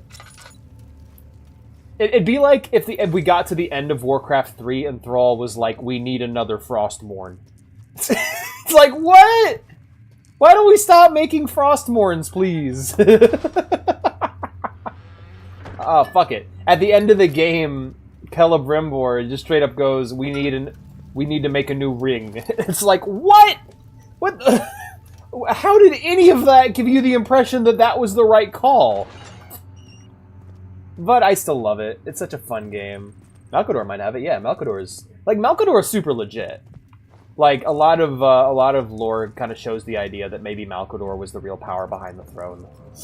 But one of the things, but yeah, the Emperor is a deceiver. He's a liar. I think it's funny because for someone who has witnessed all of human history, he didn't learn its fucking lessons. Dude witnessed the rise and fall of the Roman Empire, as well as all the empires after it that are like, we're the new Roman Empire, including the Holy Roman Empire, and the Nazis. And he was just like, I'm going to be the new Roman Empire. I'm going to use a bunch of Roman influence on my army. And it's like, Emperor, bro, that's like announcing that you're going to fail. Stop it. It's like, well, at least you'll be a democracy. Well, no, not that part. Oh, cool. Just all the bad parts that led to the fall. Yes. Okay, cool. Well done, Emperor. Well done, you fucking idiot. Like, that's the sad thing about the Emperor is he makes the same fucking mistake. He doesn't. For the smartest, strongest man in the world, he makes a lot of stupid mistakes. Thrall, what the fuck are you on about? Like, you named things after some of these historical figures, Emperor. You should know your history, dude. You were alive for it. You know, he was there. Hey, Emperor, how come you didn't free anybody from the concentration camps? Fuck you.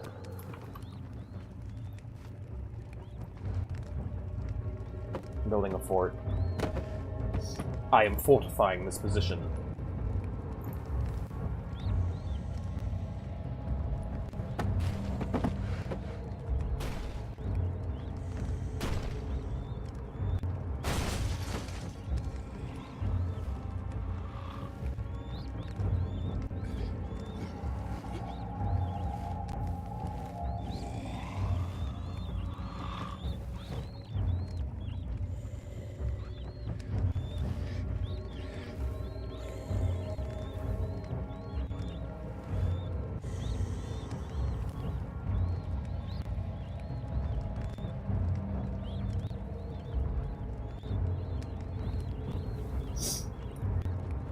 I love that. That is one of my favorite historical topics. Now, here's how Hitler could have won.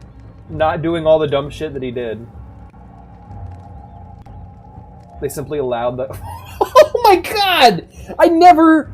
Dude, okay. That's what they should have made after... That's what they should have made after Harry Potter. Instead of whatever the fuck's going on in the new one. It should have been about the wizards versus fighting the Nazi wizards. And, like, about that conflict. It's like, how come they didn't stop the Holocaust? Like, they really tried, man. That was Voldemort originally. Voldemort was Hitler, actually, to begin with. Alright, let's go close that... Oh, wait, close the door. He destroyed the door.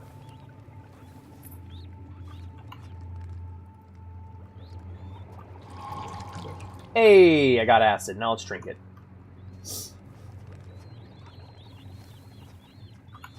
How am I doing? I have a slight headache. Good, good, good. Okay.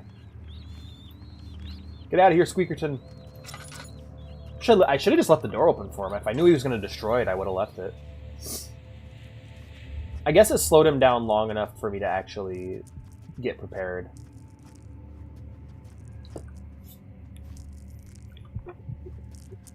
No, I do think, like, but I do think the Emperor was, like, a genius tactician. I think he was very smart, but I think at the end of the day, he was still human. And like humans and like the old ones before him, he could fuck up his priorities. You know, the old ones created mankind to be their not created them to be their last successors. I mean, they created the lizard men for that, but it was literally like the last old one just recreated the last race he had created, which was the humans on Earth, and he was just like, well, I hope this works, you know? Did he put the Hogwarts kids in concentration camps? Right? Like, I'm just saying, Magneto may be an evil piece of shit, but at least he tried to stop the Holocaust. He was in them, for fuck's sake. That's how he got his start. God, I love Magneto. Like, any X-Men story, if Magneto's in it, I'm rooting for Magneto until given a reason otherwise. He's got that Eren Yeager shit of just, this horrible shit happened, I'm not gonna let it happen again. I don't give a fuck about what you think is right or wrong, Xavier. Fuck you. You're wrong. I'm not letting this shit happen again. Like, I feel like any argument between Charles and Magneto could be instantly settled by, I was in the fucking Holocaust, you asshole! Shut up! I was in Auschwitz. Shut the fuck up, Xavier. Shut your mouth. Like, how can you... Oh, cool. That's awesome. But how do you beat that? Like, how do you... Like, oh, we're having a disagreement about race relations and about humans and mutants. Motherfucker, I was in the Holocaust. I don't give a fuck what you have to say, Charles. You grew up in a cushy household. I grew up in fucking Dachau. Eat shit. I don't care what you have to say.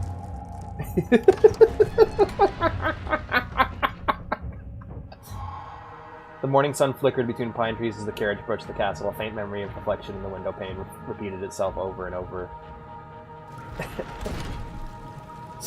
Like... X-Men if Alex wrote it. So you used the drain sewers as a means of transport? Yes, they were built to divert water from an underground spring and are quite spacious. It seemed only natural to incorporate it into the overall structure. Oh god, yeah. Not today. The flow is... I need to rewatch those movies. I remember liking a lot about them. The damp tunnels produce a rather poisonous type of fungi. There is an antidote, of course, but we won't be bothering with it today. Come, this way instead. We're almost there. I love his voice. Okay. Whew. Gaming. Man, I really need to watch, because like X-Men is one of those series that like has kind of existed on the periphery. It's never been as big as the Avengers or Spider-Man or anything, but like its quality has always spoken for itself. Apparently, like both cartoons are good. Like all three cartoons are apparently fantastic. The movies, I remember really liking them. Like, the one thing I remembered about the X-Men movies is they were always, like, despite them being cheaply made and kind of corny, they were always conceptually interesting. As opposed to, like, when you finish a new Marvel movie and you're like, well, nothing happened. That was a bunch of really pretty nothing that happened over the last hour and a half. I have news! Yay! That'd be awesome. Oh, that'd be great, Hellman. Hell yeah. Yeah, I wasn't able to make my guys how I wanted them, and I wasn't able to figure out the point limit.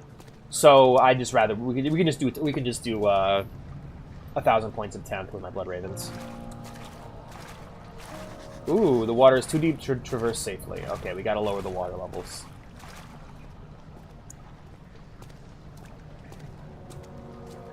Cool.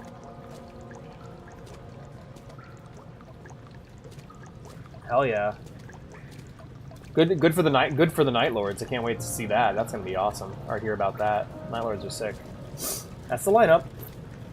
Trazin trying to socialize with other Necrons. He just keeps stealing. Like, he just keeps stealing. That's his problem. Like, he was on trial for stealing only for one of the witnesses that were supposed to be in his favor to realize that he had stolen from them. It's one of my favorite moments in that whole book, where he's like, "Oh, what was destroyed in your foundry? Oh, it was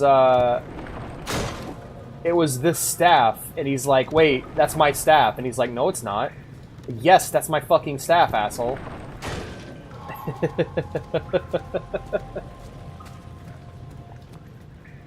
Won't budge. All right, big door. Big door.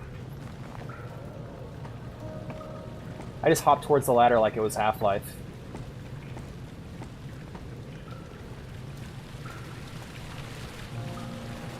Oh?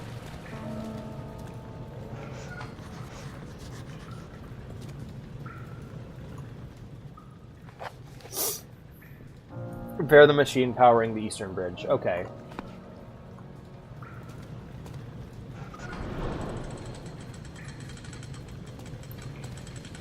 Cool. Alright, so the Eastern Bridge is damaged, but the Western Bridge is fine. Woohoo! West Side! I need a Trazen mini soon. What do you mean? Trazen's great. Well done, Trazen! You got his first front row seats to a coup! It did have mixed reviews. I don't remember. I'm trying to remember the line here. Hold up. Hold up. It's such a great fucking line. You got us front row... Yeah, here we go. You got us front row seats to a coup. You stupid bastard, sneered Orican. You got us box seats to a coup. Well, the reviews were very good.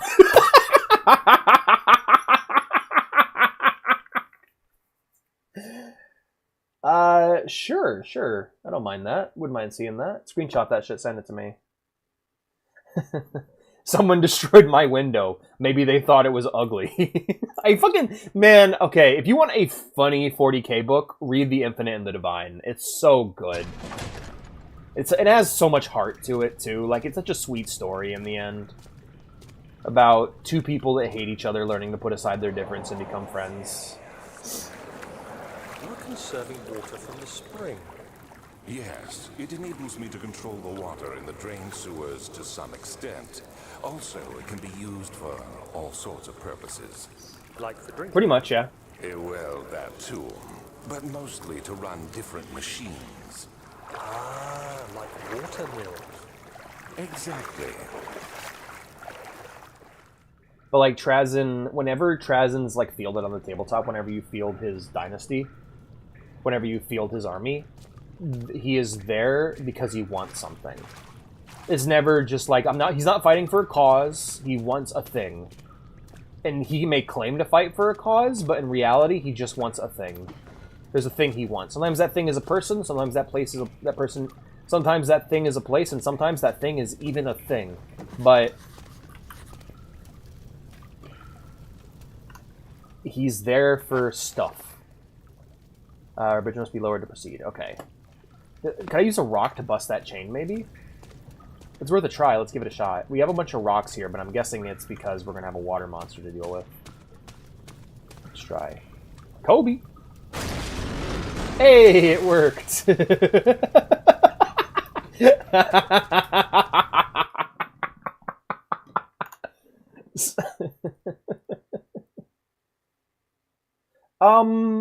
I'd rather use Death Watch, but I think I have my Blood Ravens kill team already made, so that's quick and easy, but I'm sick to death of kill team.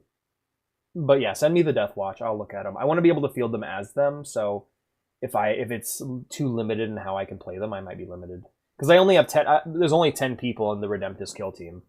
There's there's the 9 kill team guys, and then there's the 1 Black Templar who oversees them. And if I can't do that, I'd rather just play 10th. Shiny, right? Him and the Blood Ravens have that in common. The Blood Ravens. Hop. Hop. I love that we can hear Daniel grunting when I jump. It's just a little thing. Like, he's a nearly silent protagonist, but not completely. There we go. Declinatio fluxum aqua clopea. Looking at him right now. 7th August, 1839. There is no denying that Alexander put a lot of faith into what I can only describe as magic. I'm not surprised. Even while traveling across Europe, I assumed I would have to embrace the supernatural to save my mind and life. As a novice, I do everything in my power to stay focused and not dwell too much on my own doubts. Alexander woke me up early, told me it was time to get started on our work. He was obviously excited to get going, and we headed downstairs to the old dungeon where he preferred to tempt his rituals. It turns out that Alexander is a true Renaissance man, paralleled only by Da Vinci, I'm sure. He showed me several rooms fitted for specific research, such as anatomy studies, alchemy, and botany. The crown of Brennenburg must be The rock monster was attacking when where we shall attempt when he recorded this. Orb's shadow. That was that would be Nemesor Zandrek. Yeah, the Necron that functionally has dementia and believes he's still a flesh and blood Necrontyr, or maybe not. Perhaps not. Perhaps he's there's two sides to him. Nemesor Zandrek, for those who don't know, is a Necron lord who believes that seemingly believes that the biotransference never happens. He's a bit glitchy. He's a bit buggy. He's got mental issues. But he also believes in a strong code of honor. So he treats he takes prisoners, which Necrons do not typically do. He treats those prisoners very well, which, again, is strange by the standards of 40k as a whole.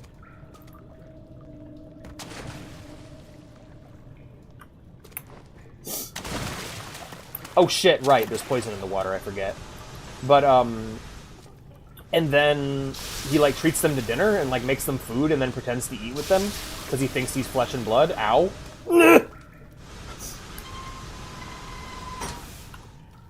Take my last laudanum, I guess.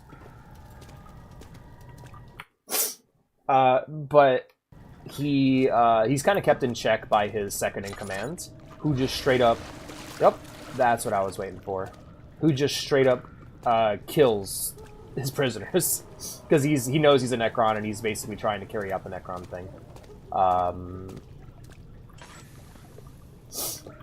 But Zandrek may not actually believe that. Like, he may not actually believe that. He may actually know that... He may actually know the truth, and he may only be pretending to be that way in order to avoid the pain. He may be willingly believing the lie, like we were talking about the Imperium, in order to preserve himself. It's his bodyguard. Yes, his bodyguard. Sorry about that. I always call him second in his command. I think of him like, 1839. Yeah, I don't know. I could never be certain until today that I was on the right path. Using my orb, Alexander managed to channel its power. It's funny, but it's sad. The inner sanctum flared with blue, fiery light, and I could feel the same things I felt in the dark chamber in Algeria. It was like standing in a mad whirlpool of impressions. It was terrifying, but Alexander kept calm and wielded strange tools of science in order to tame the storm. Suddenly, the blue light was stained by strains of red, and the walls burst with pulsating tissue like the resonating leader with of the the scene. Vampire Alexander Coast. I quickly forget his covered name. the orb in some cloth. Vampire and the pirate guy. unspeakable thing vanished. Apparently, the orb's shadow is closer than Alexander thought. He said I should prepare for a warding ritual tomorrow. I'm not sure what he expects, but I have a bad feeling about this. Right. I'm excited to play Rogue Trader because the thing I want more than anything in 40k is just to live as a person in that world, not in real life, of course, but through a game, and just ask questions and get answers. And I think a CRPG is perfect for that.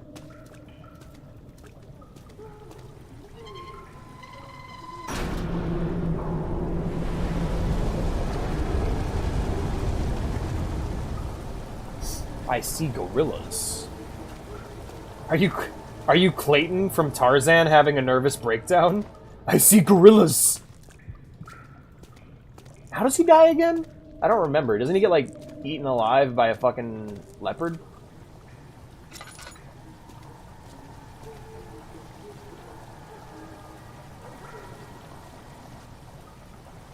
Alright. Later, Ryvon of 11 units. Cool, cool. I can work with that and have one. I made fish. I also have fish I can make. I haven't made it yet. I just got it today. It's currently frozen in the fridge. I don't think this plane's working.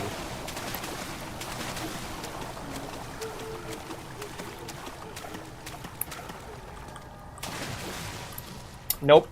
Nope, I believe that plan was an abysmal failure. Hop.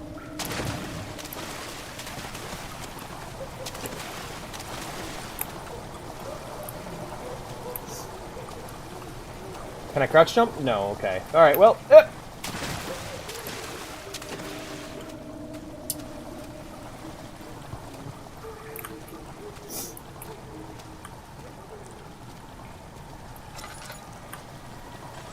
Let's chill next to this torch for a minute. Oh, wait, there's that reservoir over there. Hold up. Hop, hop, hop.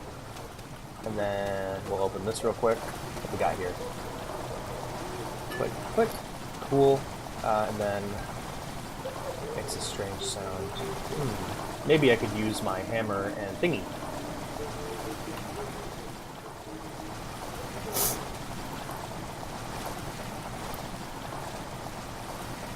No. Let's head back into the previous room and see what's changed. I hope that bottom area has been drained at least. He's cooking his art. Fuck you. Hell yeah. And Tarzan, he accidentally hangs himself with vines. Oh shit. Well, I guess it wasn't the gorillas he should have been worried about. It should have been the vines. I'm here to kill gorillas. Check out my devil trigger. Fat hooves. Damn.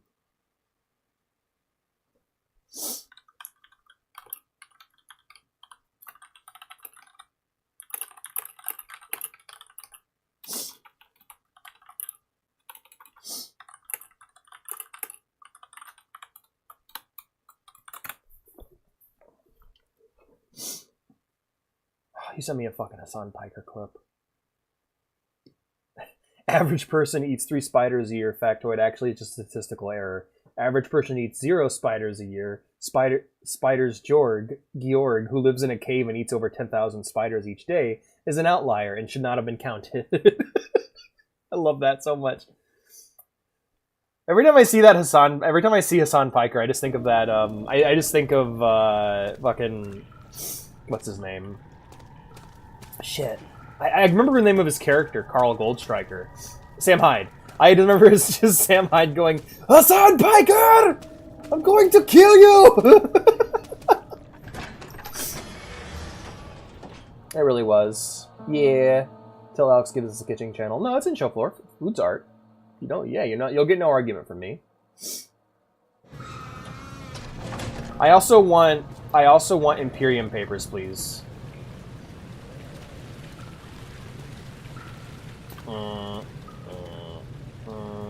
I'll be honest, most 40k games are just games made by other people, but I want them set in the 40k universe. I want Guardsmen Helldivers. Because who the fuck doesn't want Guardsmen Helldivers? Oh, damn. That's awesome. Also, Mater was a cement mixture or something. Yeah, I know Toy Story was originally going to be like a cult, like a story about a cult, pretty much. Like, Woody would have been like a cult leader, and he would have, like, been the villain of the story. Me too, me too. Well, I was just thinking, like, how fun this, like, I was just thinking about, like, the idea of this being, like, a single person who, like, was, like him, like, basically a single person in a hive city after the planet's been overtaken by chaos, like, investigating and trying to recover his past. But in, like, the 40k setting. I think Games Workshop's idea of hiring indie devs to make cool 40k games is really a good idea. That scene was Sid, but it's the whole movie. Pretty much, yeah. So play nice. We're always watching, Sid. I fucking love that scene. I love Toy Story. No. Man, that, like, I think about that scene with Buzz, like, nearly killing himself because he wants to know if he can fly or not. I think about that scene on the daily. That scene makes me cry so hard every time I see it. It can't be true. I can fly if I wanted to. And I will go sailing no more. Okay, we got redirect sewer water. Okay, I redirected the sewer water already, but I can't move it. It's stuck, so step bro. But let me just, yeah, no, I can't get that either. I'm gonna need to, yeah, I don't need it that bad. Oh no, I totally fucking do actually. These little glimpses at my lantern have been costing me immensely. Oh wait, no, I have 20 lamp oil stockpiled. Man, what the fuck is this playthrough? I have 61 tinder boxes and 18 lantern oil. Like, what is... There should be an upper limit on those. I think I broke Amnesia. Check DMs? Alright. Falling with style. Yeah, right, where he accepts the truth. You did a good job, buddy. Well, no, one of them's an ultramarine. I dislike that, but... See, that I want the models to resemble what they are. That's why I'm more interested in playing 10th. Also, I'm kind of bored to death with Kill Team. It's all I played. But I appreciate what you did there. I will definitely accept those, maybe for a later date. But I still want to play 10th. Oh, that's really cool. I love that. That's really neat. Yeah, alright, okay, definitely. You and me, I need to sit down and actually, like, get all that set up, because I haven't done it yet. I really want to break that fucking little dam there so that I can... What the hell? Oh, it's right there, okay. I landed right on top of it. That's funny.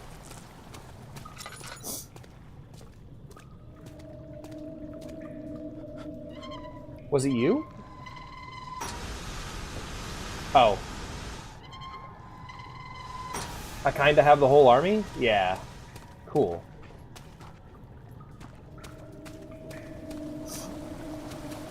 Yeah, I'm... What does that say? Redirect sewer water. Alright, I did that already. No, I do not. Well, they give me plenty of physics items to use to redirect the monster, but I'd rather just run past it. I should probably grab a box or something to, like, redirect him so that I don't just get randomly killed. In fact, let's do that right now.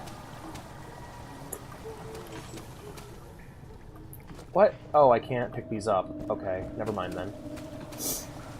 Shit!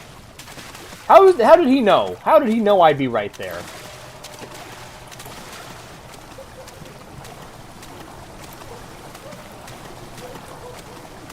No, wait, what? Yeah, what's up with the water? Okay, yeah, that's creepy as shit. There's noises coming out of the water. Mind if we use legends, right? I don't mind. No, yeah, we can use legends. I don't care. I hate legends. I hate legends as a concept, to be honest with you, but we can use it, yeah. I mean, most of my models are legends anyway. Legends is just, for me, it's code for cool model we don't want you to play with, because it's too cool, and we're lame now. Half the time it means switch to Primaris, motherfucker, buy new minis. No. There will, like, aside from my Dreadnought, which was given to me as a gift, I will never have a fucking Primaris model in my goddamn army. Nothing against Primaris, personally, by the way. I don't actually hate Primaris, and I think that it's perfectly fine to introduce con.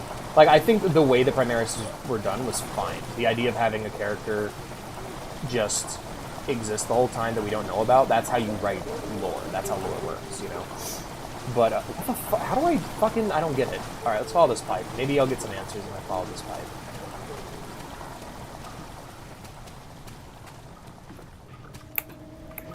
Because this is where I got stuck before, too. Oh, hey, a letter.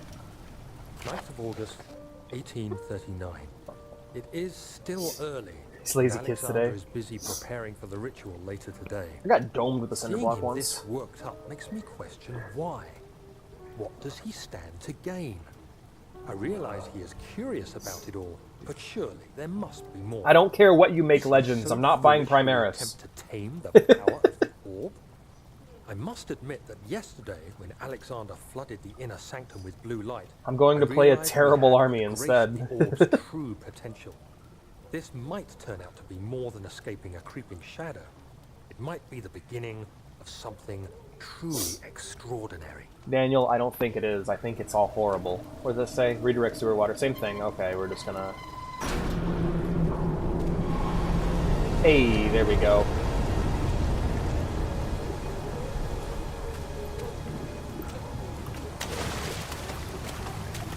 My movement speed's faster. Was it just was I just taking fall damage that whole time?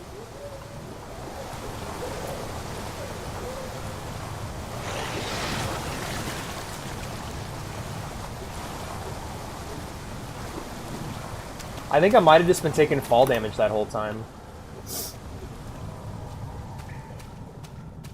No, Legends is great. I mean, I'm sorry, I like being able to use Legends. I like being able to use models the game says no to. Man, I'm so excited to get my Inquisition army going. It's just, I think about it every day. Like, it's... I'm about as excited for it as I was for my Imperial Soup Army, which I'm sad that I never could get the Soup Army going, or that I'm going to have to play it at 9th if I am going to get it going. But for now, to hold me over until I have the infinity dollars necessary to build it, I think having the Ravens so I can just play the game is a good start.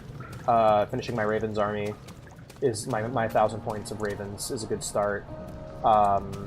And then after that, I want to make 1,000 points of Inquisition and kind of convert the Ravens into like a display piece for my house.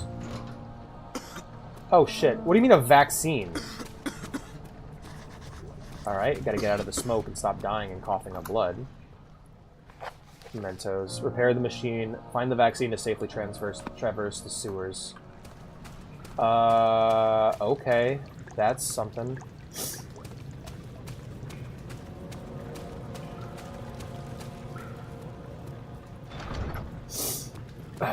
Game.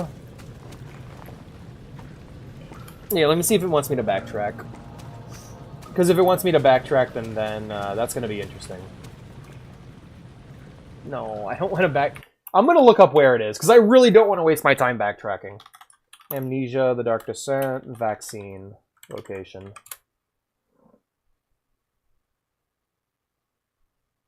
Morgue. What?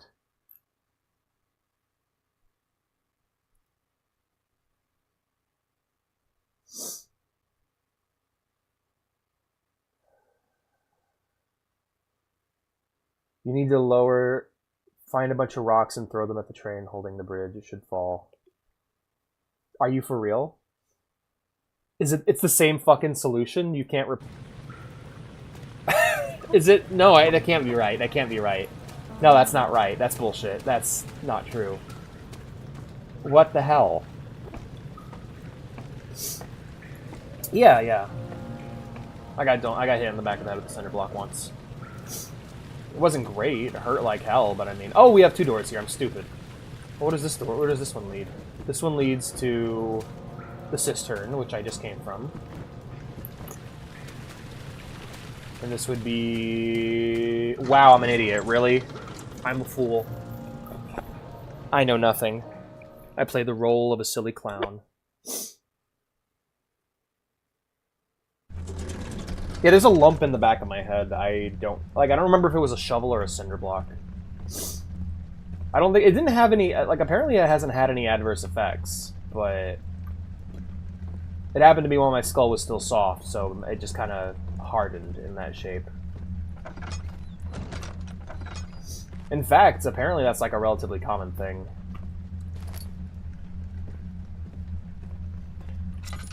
Alex drops some really fucked up lore knowledge about his life, and people are like, no, that's not a common thing. That's fucked, Alex. What are you talking about? It is not common to have a lump in the back of your skull. And I say, shut up. Voices tell me it's fine. But no, I brought it up with my grandpa, and he was just like, yeah, you'll get some of those. And I'm like, okay.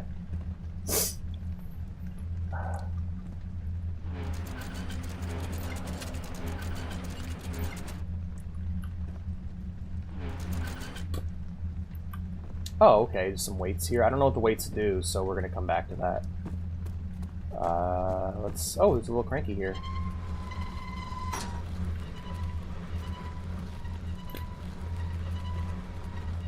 Oh, I see.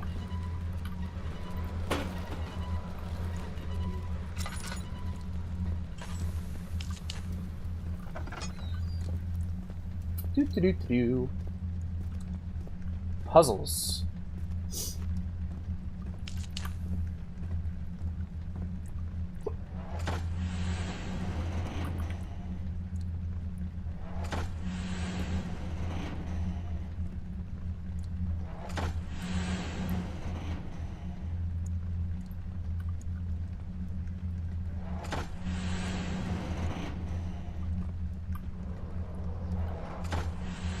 I don't get it.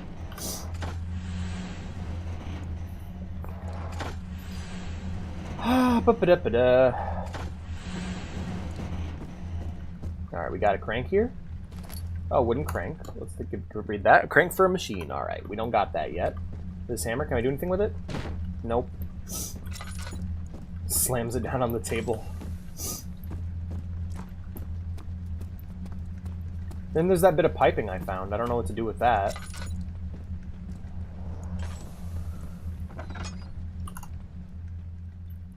I guess I should really be lighting up candles rather than using my lantern all the time.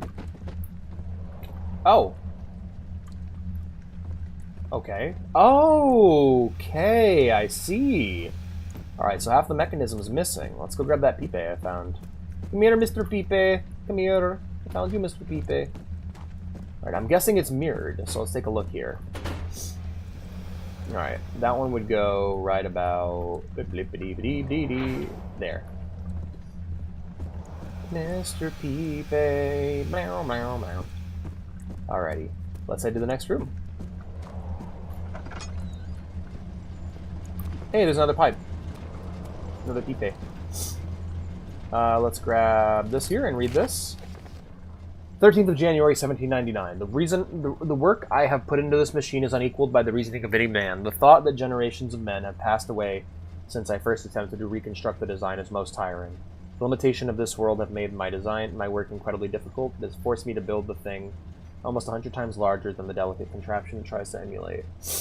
Not to mention the flow of tamed lightning crudely replaced by pressured steam, pushing its way through pipes and turbines. It shames me to think of what the inventor would have thought my monster. Where he works with a magnifying glass to carefully fix all the parts, I push 5 men to erect a tower of wrought iron in the hopes that I will have even the tiniest hint of power found in a traveler's locket.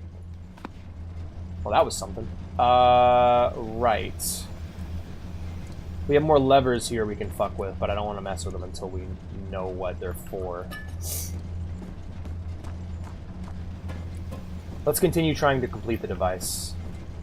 Do it! Complete the device! Alrighty.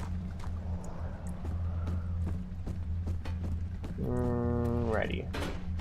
Pipe number 2. This will likely be on the side here. So we'll go ahead and...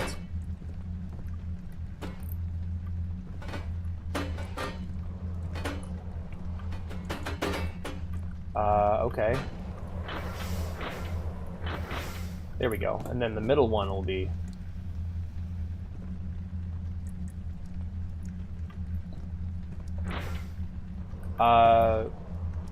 okay, that seems wrong, but it's fine. I'll just put you there for now. Until we know more. There's definitely more pipes in the other room. There's gotta be, right?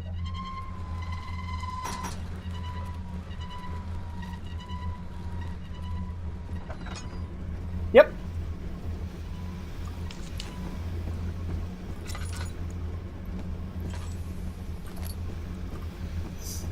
I love how every time I light a candle, I immediately find a tinderbox, which I need.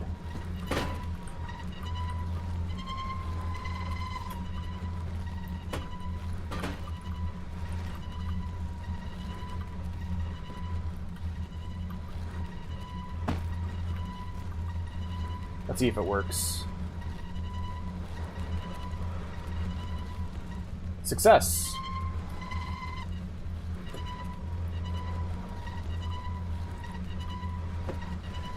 There we go.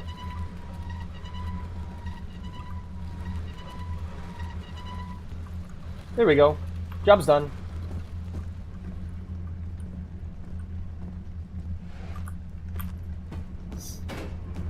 Okay. More weights, more tiny boxes and stuff. Just keep moving.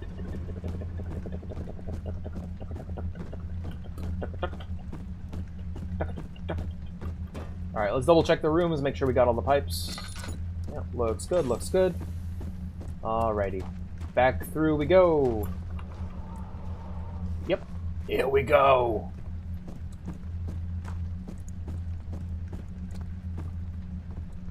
Got the peeps.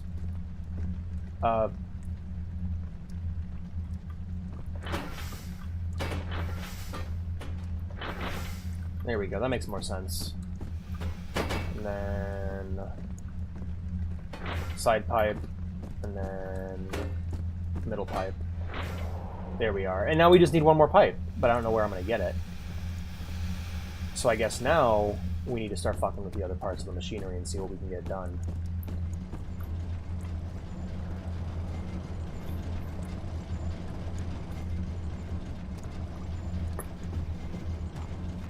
Let's start from the beginning, though. I don't want to jump in at the end of the puzzle. So I can move that around. I don't know what the weights do. This feels like feels like what's going to be a lot of trial and error. Stuck in your position. Good. Good. Good and good. Alright, cool. So that room's good. We're done there. In fact, I think all we really need to do is just match it with the other side of the room. So we have the weights here. We have, alright, that's the scale we're talking about. Weight number 1 is right below the cusp of the pipe. Which will be this one here.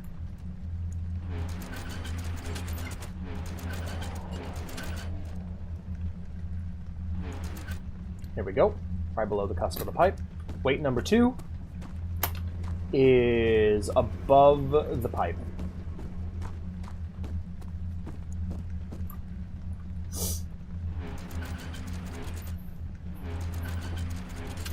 There we go. I think it'll click like that when it's in position, so...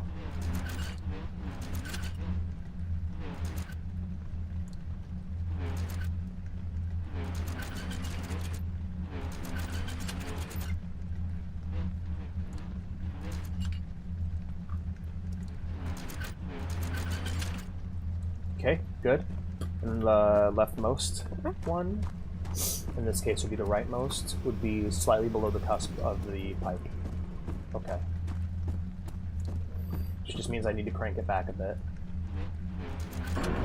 There we go! Hell yeah. Now we're cooking with fire. Alright, let's head into the next room. Cooking with fire? It's cooking with gas, you fucking idiot. Alright. Down, up, up, down.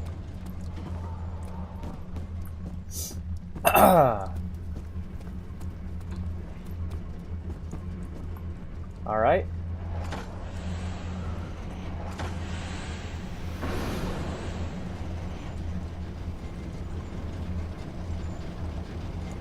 Hell yeah. Daniel, is that you? What are you doing?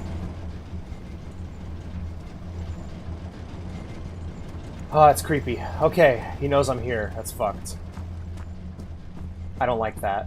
That is deeply upsetting. Okay, now we have these pipes here. And once again, the puzzle is to mirror them, but we just don't have enough pipes to do it. So... Oh, I see! Oh, I see. Okay, okay. I get it. I get it now. We'll grab you. No. Grab you. Come here. And then I'll move you here. There we are! It needs to carry out the same function, but it doesn't have to match completely. And now it is done. Our work is complete, and the bridge should be able to be lowered. Hell yeah. You know what this reminds me of? This reminds me of Myst. Like, this definitely reminds me of Myst. I like Myst quite a bit. Alexander knew there must be a way to finish the ritual because it was too late. He had to teach his friend to harvest the vitae. That much was certain.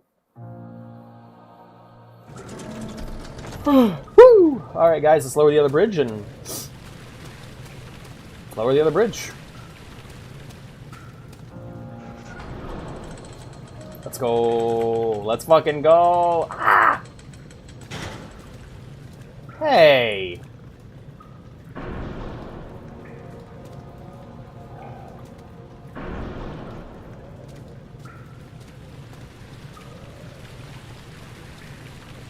Ah.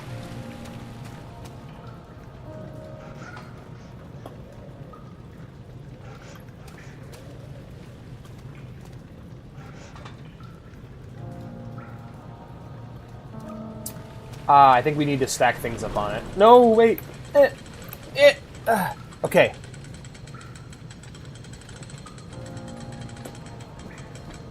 Hop. God damn it. No. No. Can I just... We're just gonna... Can we just... Oh, no. No, it's gonna say... Fuck! That sucks! That is so bad. Oh my god.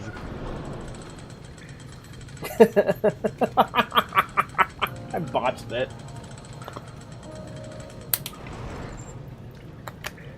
Oh man, we're going until 8 o'clock, so we got about 30 minutes left. Let's make it work. Make it work, people.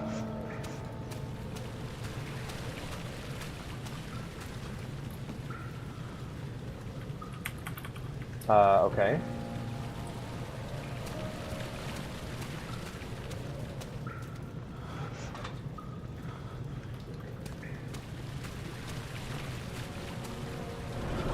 Here we go.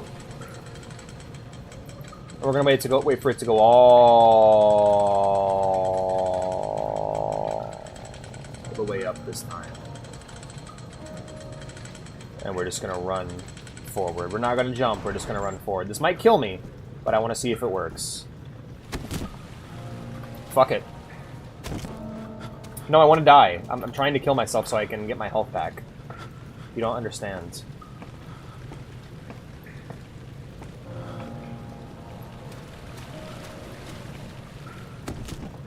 Can I not die from fall damage? Are you for real? Do I need to go fucking stand barely conscious? Okay, this next drop should kill me then. I'm just trying to reset my health. I don't want to, like, get one-tapped by a monster in the next area and have to start over and over again. I think that'd be really annoying. Are you fucking serious, game? No, let me die. I want my character... I'm trying to kill my character. I'm gonna go stand in the evil gas. That should put me under.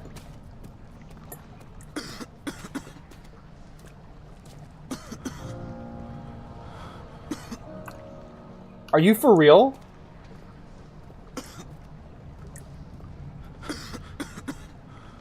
Please die.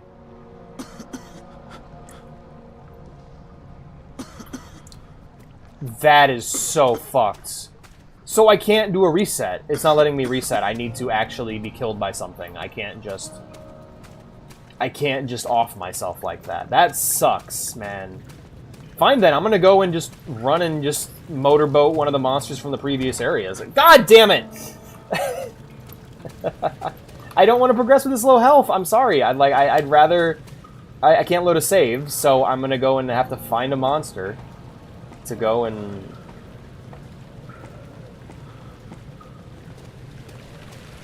There's never anything in the water either.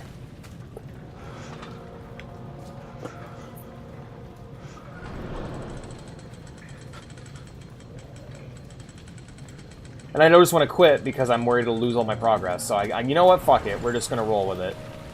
Game wants me to roll with it. We're rolling with it.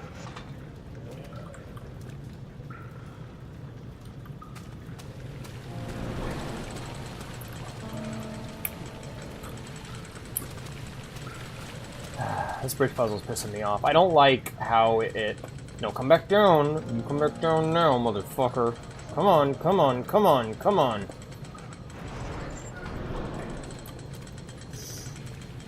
This is so fucked, man. Like, this is so bad. Like, I'm like brushing up against the barriers of the game world where it's just like, well, you may want to do that, but we don't want you to do that because we think it'll mess with our game experience. And I'm just like, no, you not letting me do that is fucking with your game experience. More so than you just letting me off myself and get the reset.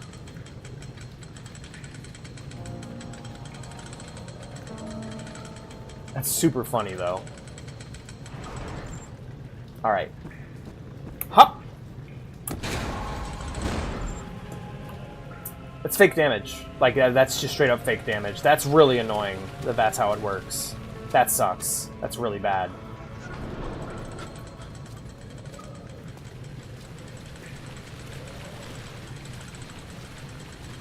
Well, I better find some fucking laudanum.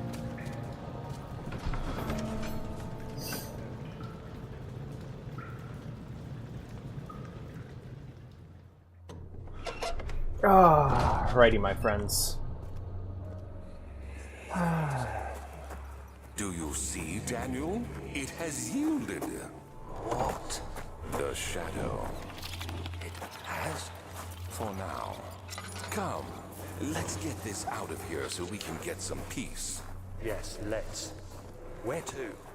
Just down the corridor, to the morgue. Are there more dead men there? You did well, Daniel. Come. I have a let's get full going. army. Hell yeah. Yeah, New Recruit really is like one of the best things to happen. Like, I fucking love New Recruit. Nope. What happened? Why are all these dead? Where am I? Yeah, laudanum.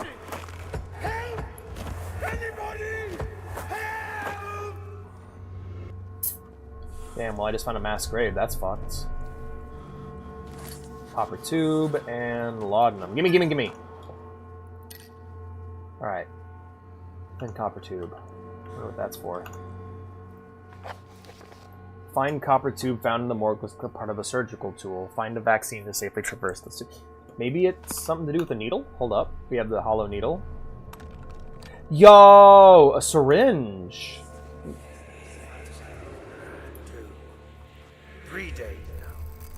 This is ridiculous. Why doesn't someone into this room? I think it's what we'll do it, Am I all alone here? Help! Help! I'm so tired. If I sleep, will I wake from this nightmare? If not, I pray my heavenly Father will take me in my sleep. Damn. Shit just got real. Let me go ahead and grab this thing here, and then we have a tinderbox, we have a board that's busted from... Oh god, you have a scratching on the walls. This room is fucked, man. You hear the church bells. Yeah. It's not even that dark, actually. It's pretty well lit here. Yeah, Daniel's remembering everything that he's done. More blood stains. This is where the real dark shit happened. Oof. It's where the real work of the Emperor was done. Nice dick. I hear you breathing, Daniel. Do you hear me? Have you changed your mind? What is that? What the fuck memento did I get there? Corpse in the morgue is only a day old. Okay, cool. Oh, that's a recent kill too, huh? That's crazy. Oof. So, Alexander's still operating. It's not... Ooh. The strange deaths among the servants and prisoners have finally been resolved. It seems the drain sewer, which has recently been opened up for a means of transport, is plagued with a peculiar poisonous fungi. The victims seem to have suffered an extremely quick outbreak of sickness affecting the entire body. Some of my men, including myself, are blissfully spared by this calamity, but it is clear that this cripples my progress. The prisoners die quickly, and their contaminated vitae lacks the energy I seek. I shall immediately start working on a vaccine. Okay. Well, that was fucked. Let's head into the next room, shall we? Well, actually, let's finish exploring here first. Nothing there. Come on, I need more laudanum. There we are. Oop. Tinderborks. Tinderborks, Alex? Here we go. Save that laudanum for emergencies. Let's read this. The vaccine enabling my men to work in the fungi-ridden sewers is a definite success. Unfortunately, only a few of the servants have been remedied as the procedure proved difficult. The others will perish, and eventually I will have to create more of them to keep my experiments running. Note that an injection of vaccinated blood will work as a shield long enough to pass through the sewers without any risk of infection. It will do fine for prisoner transport. Alright, Alexander, you piece of shit. I fear for Daniel. He is reckless and he is tainted by the approaching shadow, and I will not be able to pass the gate. Will he be able to accept this in the end? My love, I've seen evil in him. How am I to trust him with the truth? What cruel irony is that I have to do unto him what Agrippa did unto me. Okay. Don't know what that entirely entails, but... Cannot penetrate the skull. Do I have a drill? Oh, I do! We'll use the drill on the skull. There we go. Yep! Gnarly.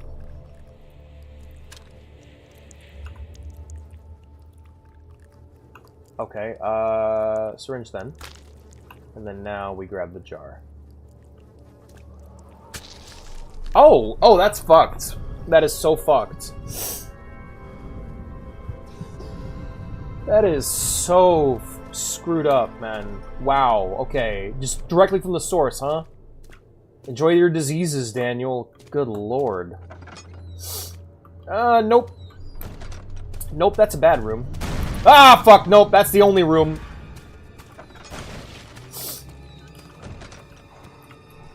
Shit, I need somewhere to hide. Here's a good spot. That was scary, holy shit.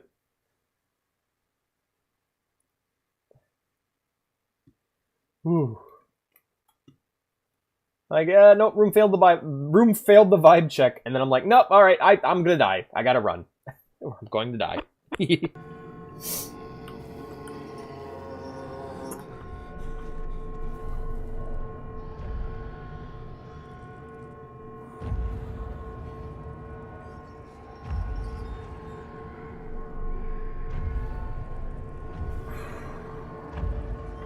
How are we doing? Alright, it looks like he's not getting out of there. And if he is, I'll have time to hide. Just look to the light, Daniel. You'll feel better. Look at the light. Don't you bully me, Daniel! Just look at the lamp. You'll feel better. I drink your milkshake. I drink it up! God, I wish I was playing as that, Daniel. Playing as Daniel Plainview? That'd be sick.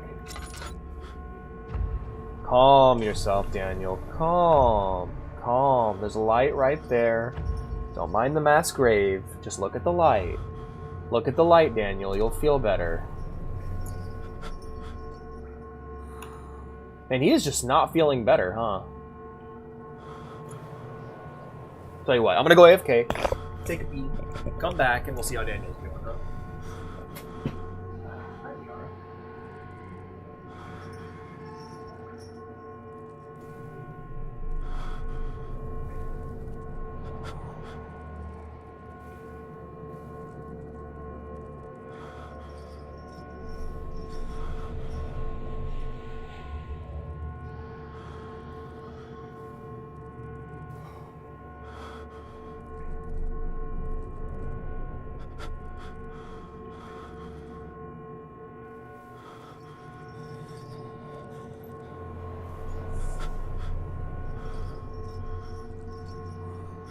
I have full armor. Full army now. Alrighty, how are we doing? Oh my god, I think he's gotten worse. What the shit? How? Alright, we're going back into the previous room. We have no choice. He's gonna die if I don't. Ah, Jesus. Okay. Yeah, apparently that room is just a bad room to be in. We're just gonna look at this candle here. Look at the candle, Daniel. Look at the candle. Here you go. Calm yourself, my boy. Calm yourself. Yeah, he's only gotten worse in that room. That room did not help him at all. See, isn't that nice? Isn't that better, Daniel? Gonna be okay, friends. No, he's not recovering at all. That is... Okay, this is the most, like... I think this is the lowest I've gotten his sanity without him just dropping. Here, close that. Whatever's in there, we don't need to be looking at that.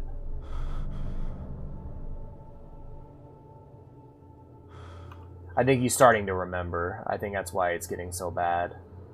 Well, apparently this is just how things are gonna be. Jesus Christ. Well, I got what I came here for. Yep, nope, nope, nope, nope, nope, nope, nope, nope, nope, nope, nope. Get the fuck out, Daniel.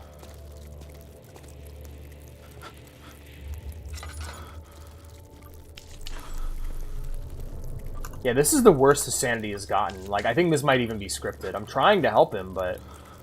like, he's just not recovering. Okay, that's better. Oof. Just light all the candles. Just, you'll feel better, Daniel. Light the candles, buddy. Alright, there's the cistern. Let's see what's this way, though. Let's keep lighting candles. I got 60 of them. I got candles to burn. Ah, that's better. Okay, look, he's recovered. Alright, this was the other mass grave room we found. Let's get the fuck out of here. Ah, okay.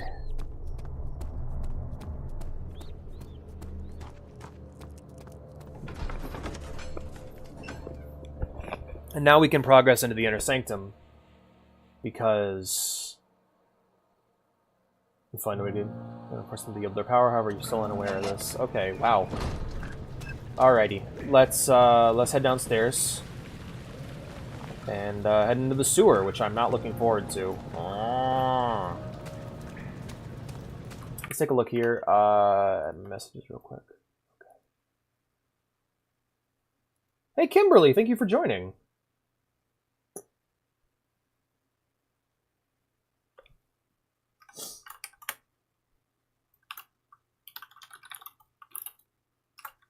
You know, to be fair, when I see random girl name, though, I immediately assume bot. So we'll see what happens with Kimberly.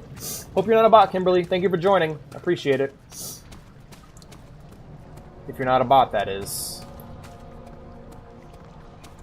If you are, then be gone, bot. Henry Bedloe went to class carrying the anger of his bitter mother. He never cried. He made others cry instead. Pain is like that. You either become sad or you become angry. Henry always chose the latter. Whew. That... I feel that... I relate to that way too much. Ooh. That is real right there. That's some real-ass shit. Who's Henry? They're on the mushrooms! Mushroom cave. Mushroom cave. Whatever could it mean? Sploosh. There's the big pipe.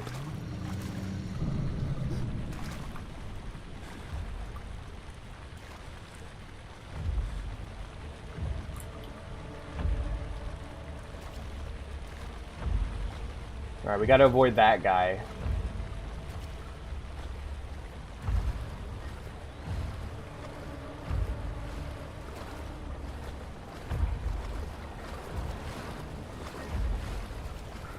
In fact, let's stick close to the walls so that we can avoid line of sight, if possible.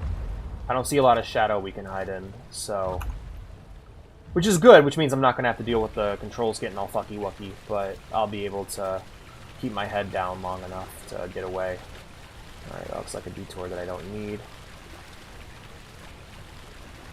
I do love how whenever you go into an area, you see them before they see you.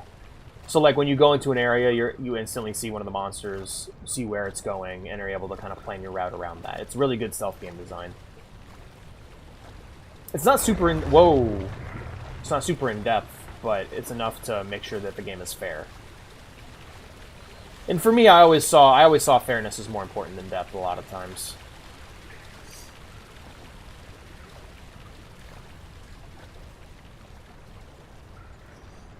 Alrighty, guys. Let's move into the next room here. Hey, look at that. It's a nice little spot we can just settle down for a second. Relax.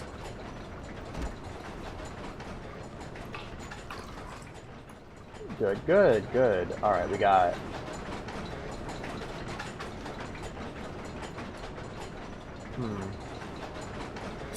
1 and 2. I'm gonna go ahead and screenshot this with snipping tool, because it's like... actually, no, I don't think I can. Nope, I can't. Alright, so we got these two levers here. Don't know what to do with these yet. Maybe I'll try moving them and see what happens.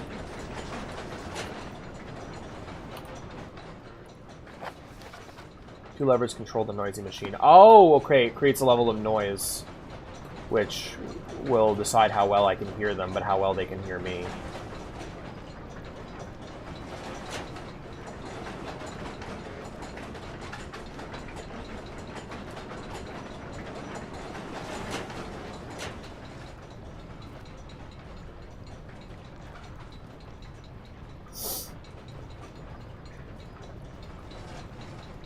I'm guessing.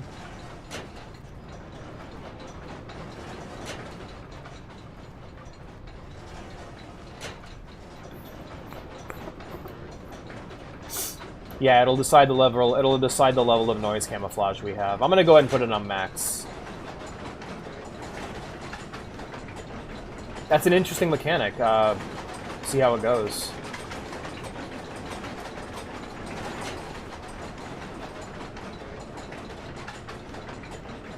Alright, well, we're gonna move on.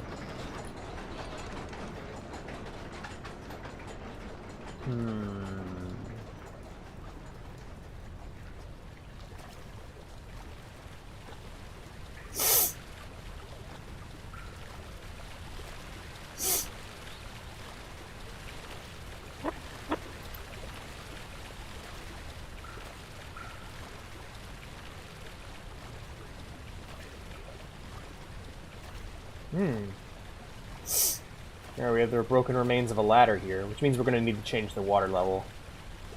Noisy machine. Huh. Let's go explore the rest of the area first before we go back to using that machine. Hey Liara, how's it going, baby?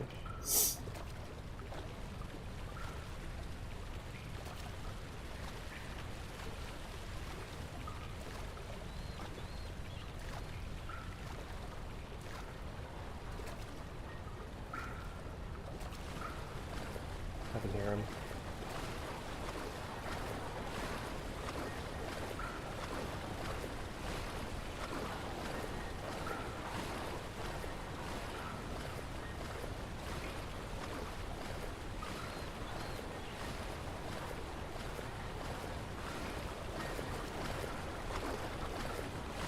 Huh. Okay. What's happening? What are you doing? Let me go! Please, don't take me! Nobody ever returns!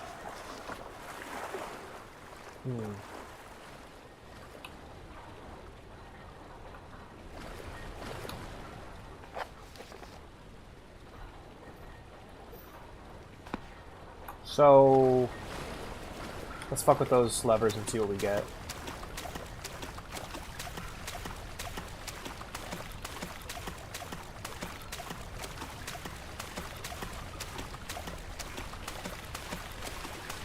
Kersloosh. Alright, we're up. We're up. We are closing this bitch. Alrighty.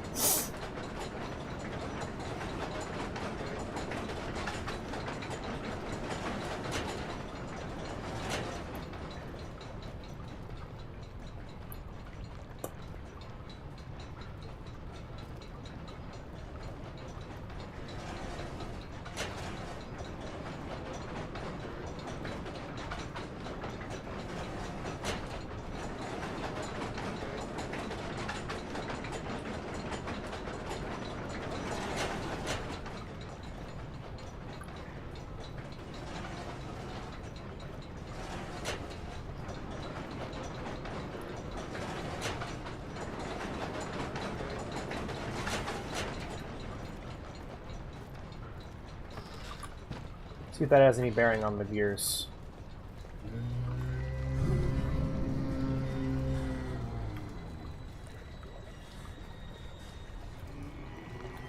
Shit.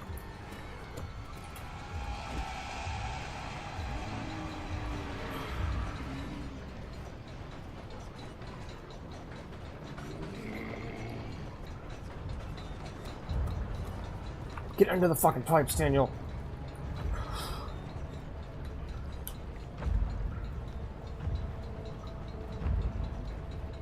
Ooh, okay, yeah. Forget what I said about this game not scaring me. This game makes me shit myself. Holy crap. I shitty myself. Alright, we got 15 minutes left in the stream.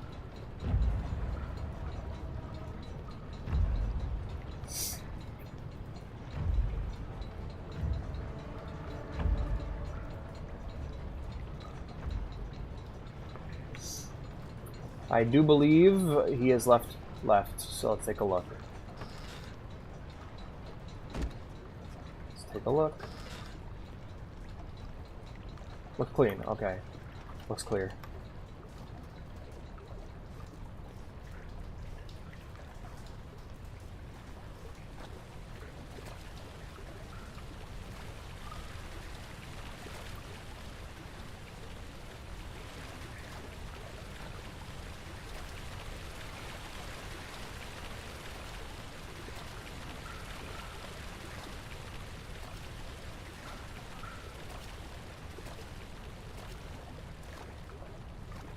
Sorry I'm so quiet, I'm just listening, trying to figure out where he is. I hear mice. I hear mices.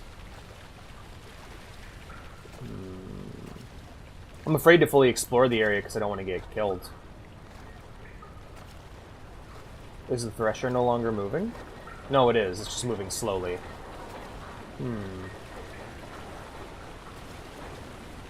Nope. Alright, so that's whatever that machine was, that wasn't the solution. That doesn't solve that problem.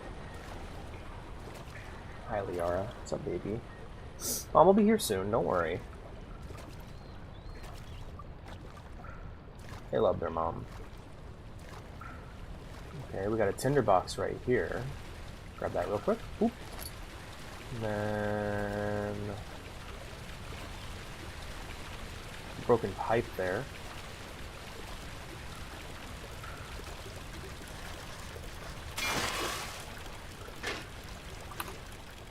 Short pipe. Okay, let's read our mementos. Nothing yet. Let's let that finish. It's alright. Now we check again. Boop-a-doo. Spinning water wheel is blocking the path. Two levers is controlling. Okay, that's all we got. We got the machine and we got the. Ooh.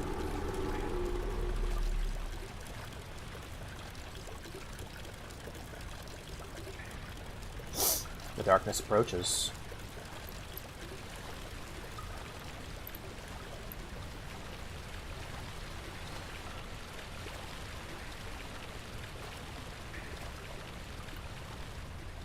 Okay. Hi, Liara. Yeah, I'm gonna go and try and use the. I'm gonna try and use the pipe on the crank there and see if that works. Don't know why it would on the wheel thing. I don't know if that would work. I don't know why it would work, but I don't know why it wouldn't either. You know, it's one of those things where it's like, I guess I'll try it because it seems to be the only thing that I got right now. So we'll go ahead and just try and use that, I guess. Oh! Go, go, go! Get under quick before it fucking breaks loose or it makes noise again. Ah, okay.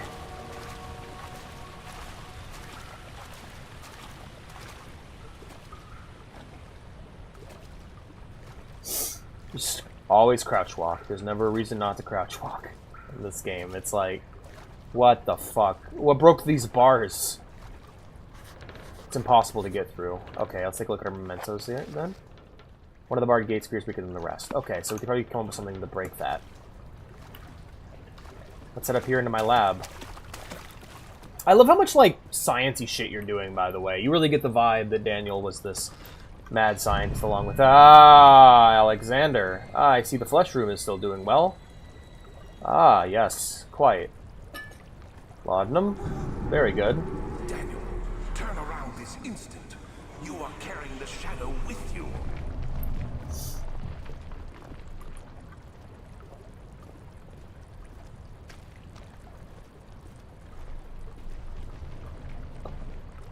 What is that?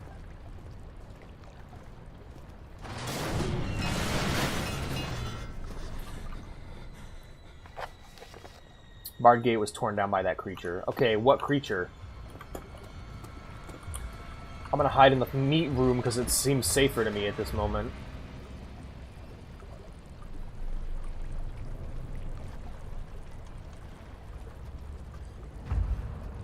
Shit. Yeah. Alright. Nope, nope, nope, nope, nope, nope, nope, nope, nope. No, no, no, no, no, no, no, no. Get off the flesh, Daniel! It's over.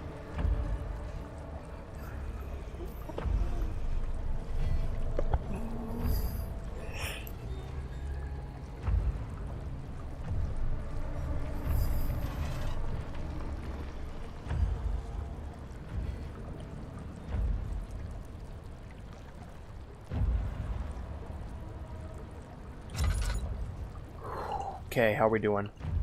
Alright, we're doing alright. We're doing alright, guys.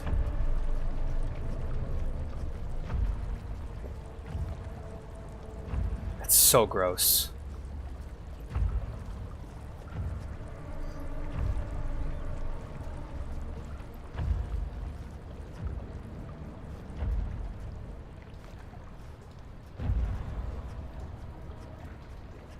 Just make your way through the water, Daniel.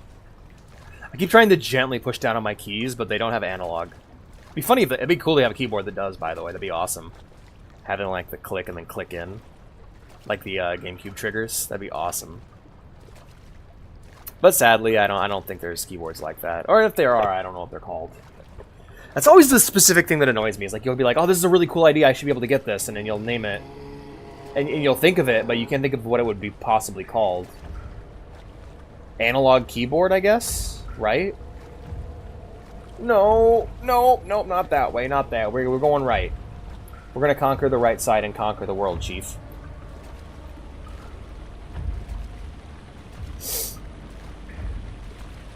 Yeah, the flesh is getting out of control here. Oh, I do love how there's like wooden supports on the ceiling of the sewer. That's really awesome. By the way, when would you want us to play? And also, what happens to units that can't fit in the transport? They can't fit in the transport, so they'll walk. When do you want us to play? I don't know. I don't know yet, man. I've been very busy lately. I'll probably just try to find time to set up my own end, and then message you out of nowhere and be like, "Yo, let's do this sometime soon." We'll at least I will promise. I promise that we will play in December, at the very latest. Laudanum.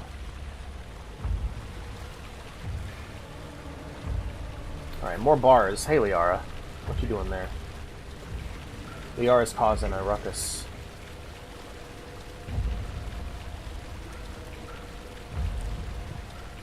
Shit, well, I don't know how to deal with that.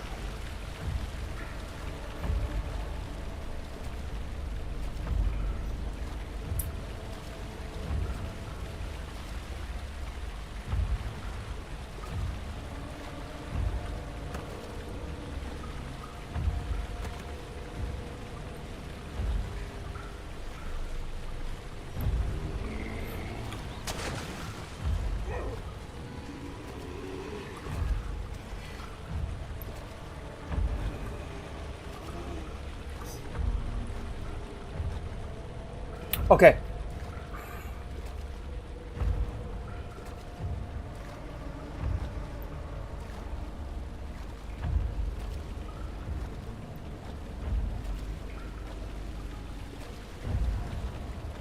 Yeah, because I'll use drop pods to deploy my tactical squad and my devastator, and as well as my pretty much everything I have in my army I'll be deep striking with. So.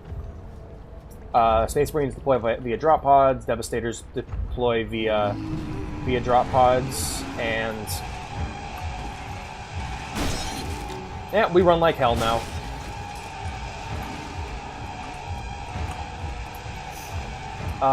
And then Terminators will teleport in.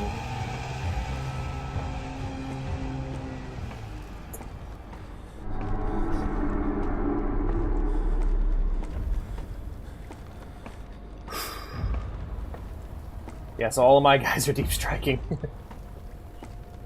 I have my entire army ready to deep strike. Where's the objective? Alright, I'm putting them right there.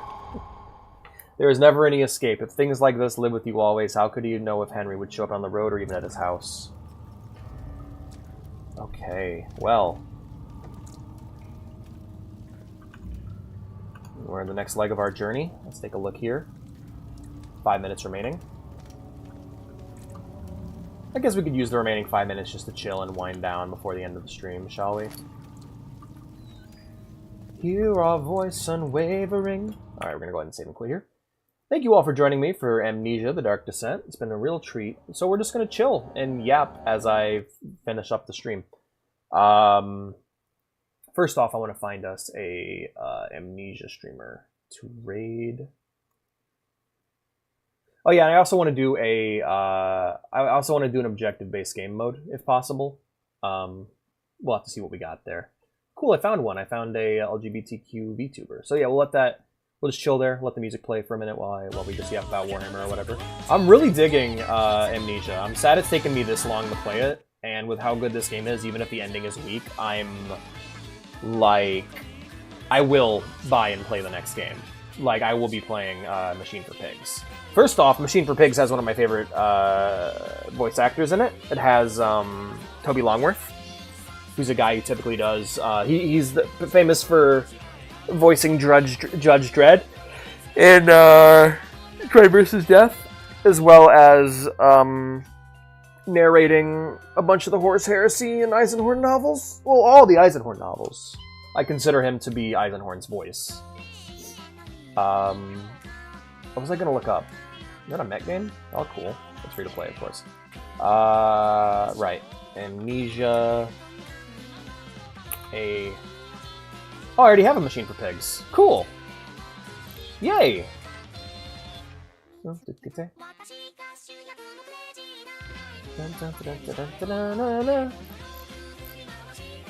But yeah, regardless of like whether or not we... Ooh. Regardless of whether or not we end up playing this... Can we do 15 points over? Sure, I don't mind.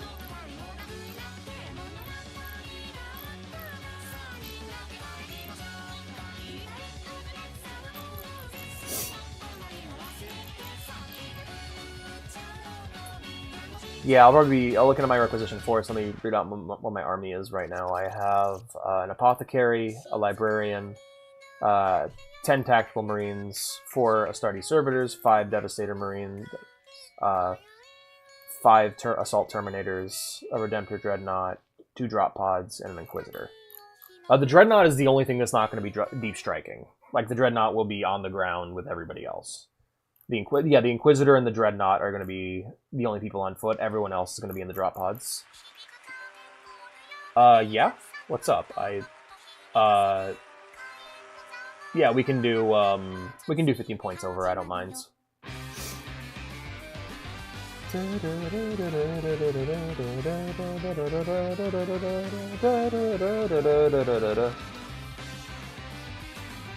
What's up, man?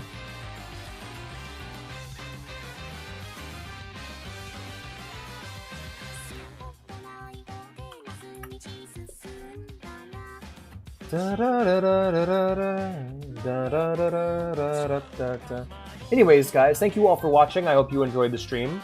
If you want to see more from me, or if you just want to hang out, be sure to join the Discord down below. If you haven't done so yet, be sure to follow, but if you've been talking in chat, you follow, that's okay. Finally, if you want to support the stream and help it grow and help us achieve our goal of getting me a new microphone to replace my currently busted one, be sure to subscribe. Subscribers get access to the special subscriber channel. They get to use voice chat for movie nights, our next movie night, and our final spooky movie night is going to be Hereditary and Skinamarink. So be sure to be there for that next Monday. And if you're a subscriber, you can talk in voice chat while you watch. So yeah, that's pretty great. And yeah, so finally, we're going to go ahead and find ourselves someone to raid. We're going to be raiding Chibi Medusa, who is playing Amnesia: The Dark Descent. It's their very first playthrough. Super cute avatar. Alright, we're going to raid them now. Take care, my friends. Do do do do do do do do do do do do do do do do do da da da da da.